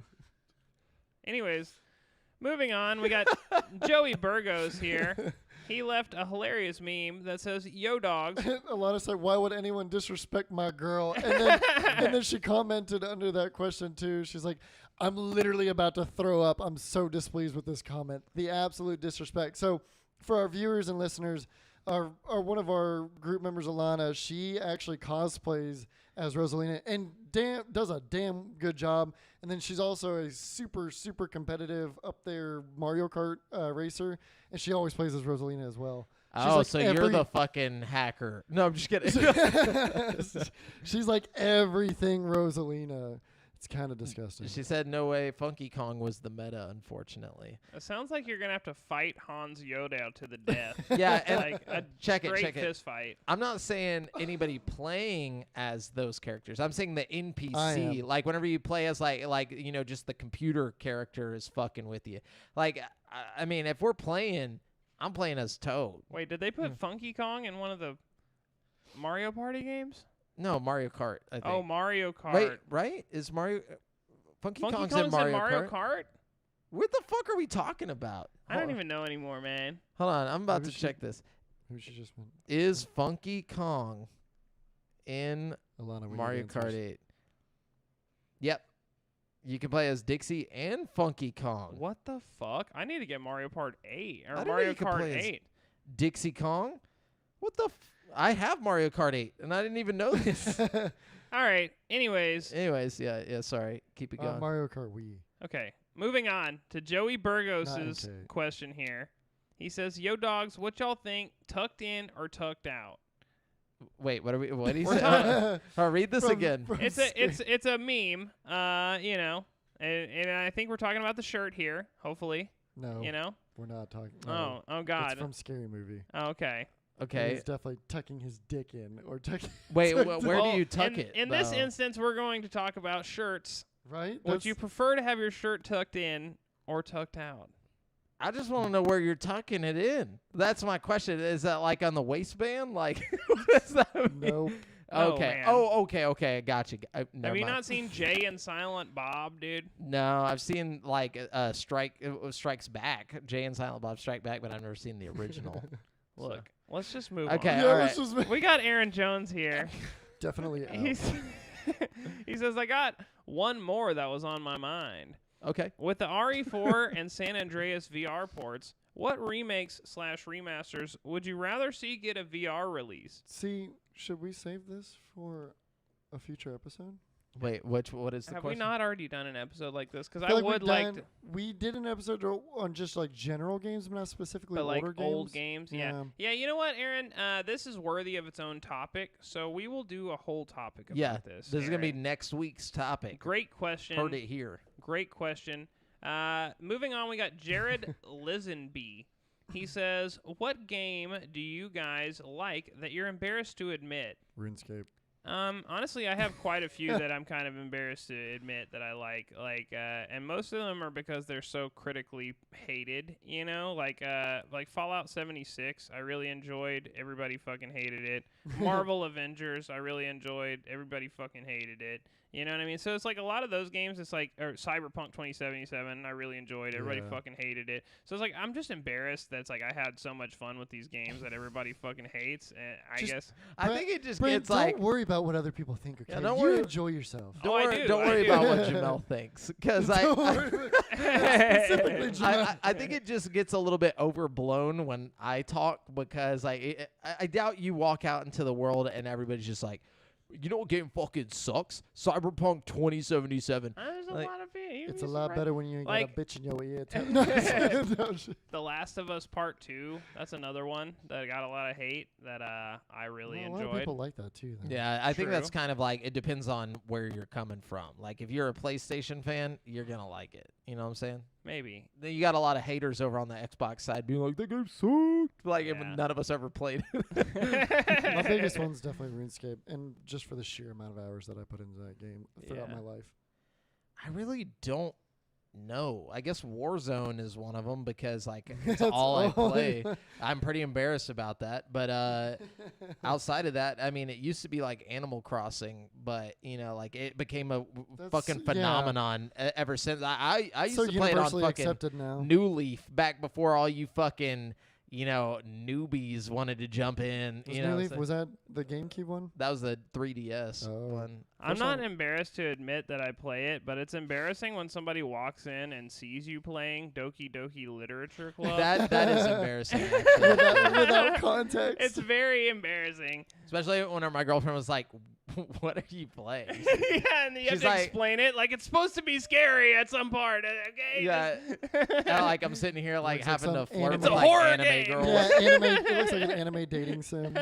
Yeah, I think it was just like it was more like, you know, she had suspected that I had fallen further and further into like the the gaming. weeb rabbit Yeah. hole. Just like, Like, no, it's she's just not. shaking her head like, Definitely not that. But anyways, All right, moving on. We got Jonathan Omen here. the Omen. The Omen. He says, what are your thoughts on The Little Devil Inside? As a follow-up, are you a fan of the art style? Earlier I said that I didn't think that there was anything worth mentioning at the PlayStation show. I should have mentioned this game as well. It's not something I'm like super excited about, but It looks interesting. it does look interesting. The art style is the one thing I am a fan of. Like, everything about the game kind of looks basic, I'm not gonna lie, but the art style is intriguing. Like, it's beautiful looking. I think it's gonna be a pretty game, if nothing else. Hopefully it's good. The you way know? the way that I saw it, I immediately was taken back to whenever A Link to the Past came out and they like redid it in that weird art style. I was like, I could see that game being cool if it was done in like a Zelda type fashion. You know, like if it was just a Zelda game in that art style, it'd be super cool. But I don't know enough about that game specifically to know if it's gonna be good. You know what I'm saying? Yeah. Yeah. That's one of those we'll just have to wait and see. But anyways, thanks for the questions, everybody. We got Yeah. some great questions this week. We love you Hell yeah. guys. Thank you so much. We hit exactly 1,000 questions. Thank you. No, I'm just kidding. Now we're moving on to bow, bow, bow, bow, bow, bow, bow, bow. My neighbors are like, what the fuck? These are Who Wants to Be a Millionaire questions. Okay, so I was really sleepy when I was making this yesterday, and now that I'm God. reading it, I'm pretty sure I've asked you the first question on this list before. Damn So it, Brent. this No. might be like a freebie for you guys if you Okay. can remember. Yeah, watch us start. Okay. So the first question: which insect shorted out an early supercomputer and inspired the term computer bug? Was it A, moth, B, roach, C, fly, or D, a Japanese beetle?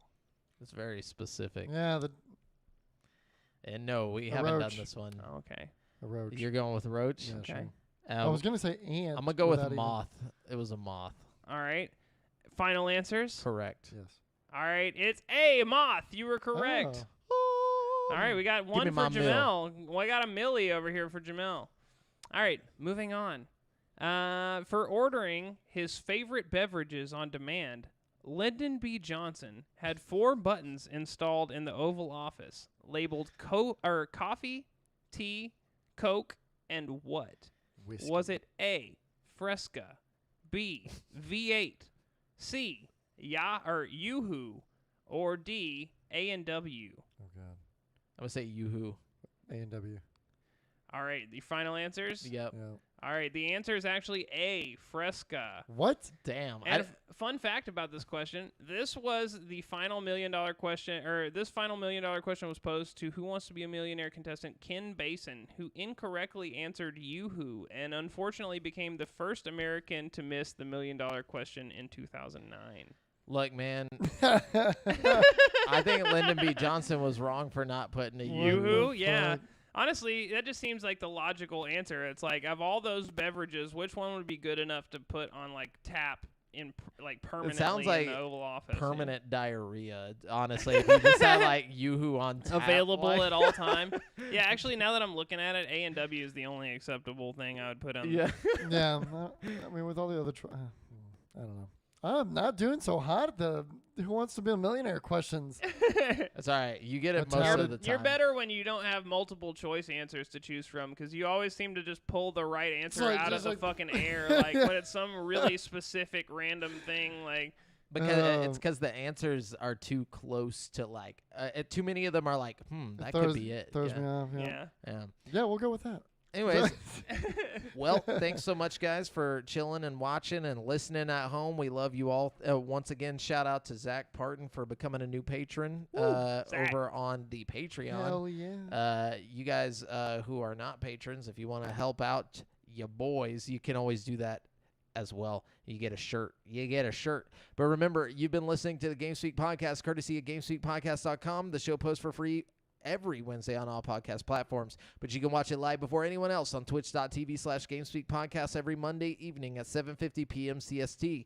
Be sure to submit any questions you want us to read on the show to the GameSpeak Podcast Facebook group at facebook.com/group/GameSpeak Podcast. Check out our video content on youtube.com/create4sanity. And if you want to stay up to date with your boys, you can find me on Twitter at the handle Aljoffrey, Jamel, Brent at Brent Has One, and Devin at Devondrius. And check out the GameSpeak Podcast Instagram. I actually posted a picture there. I'm going to post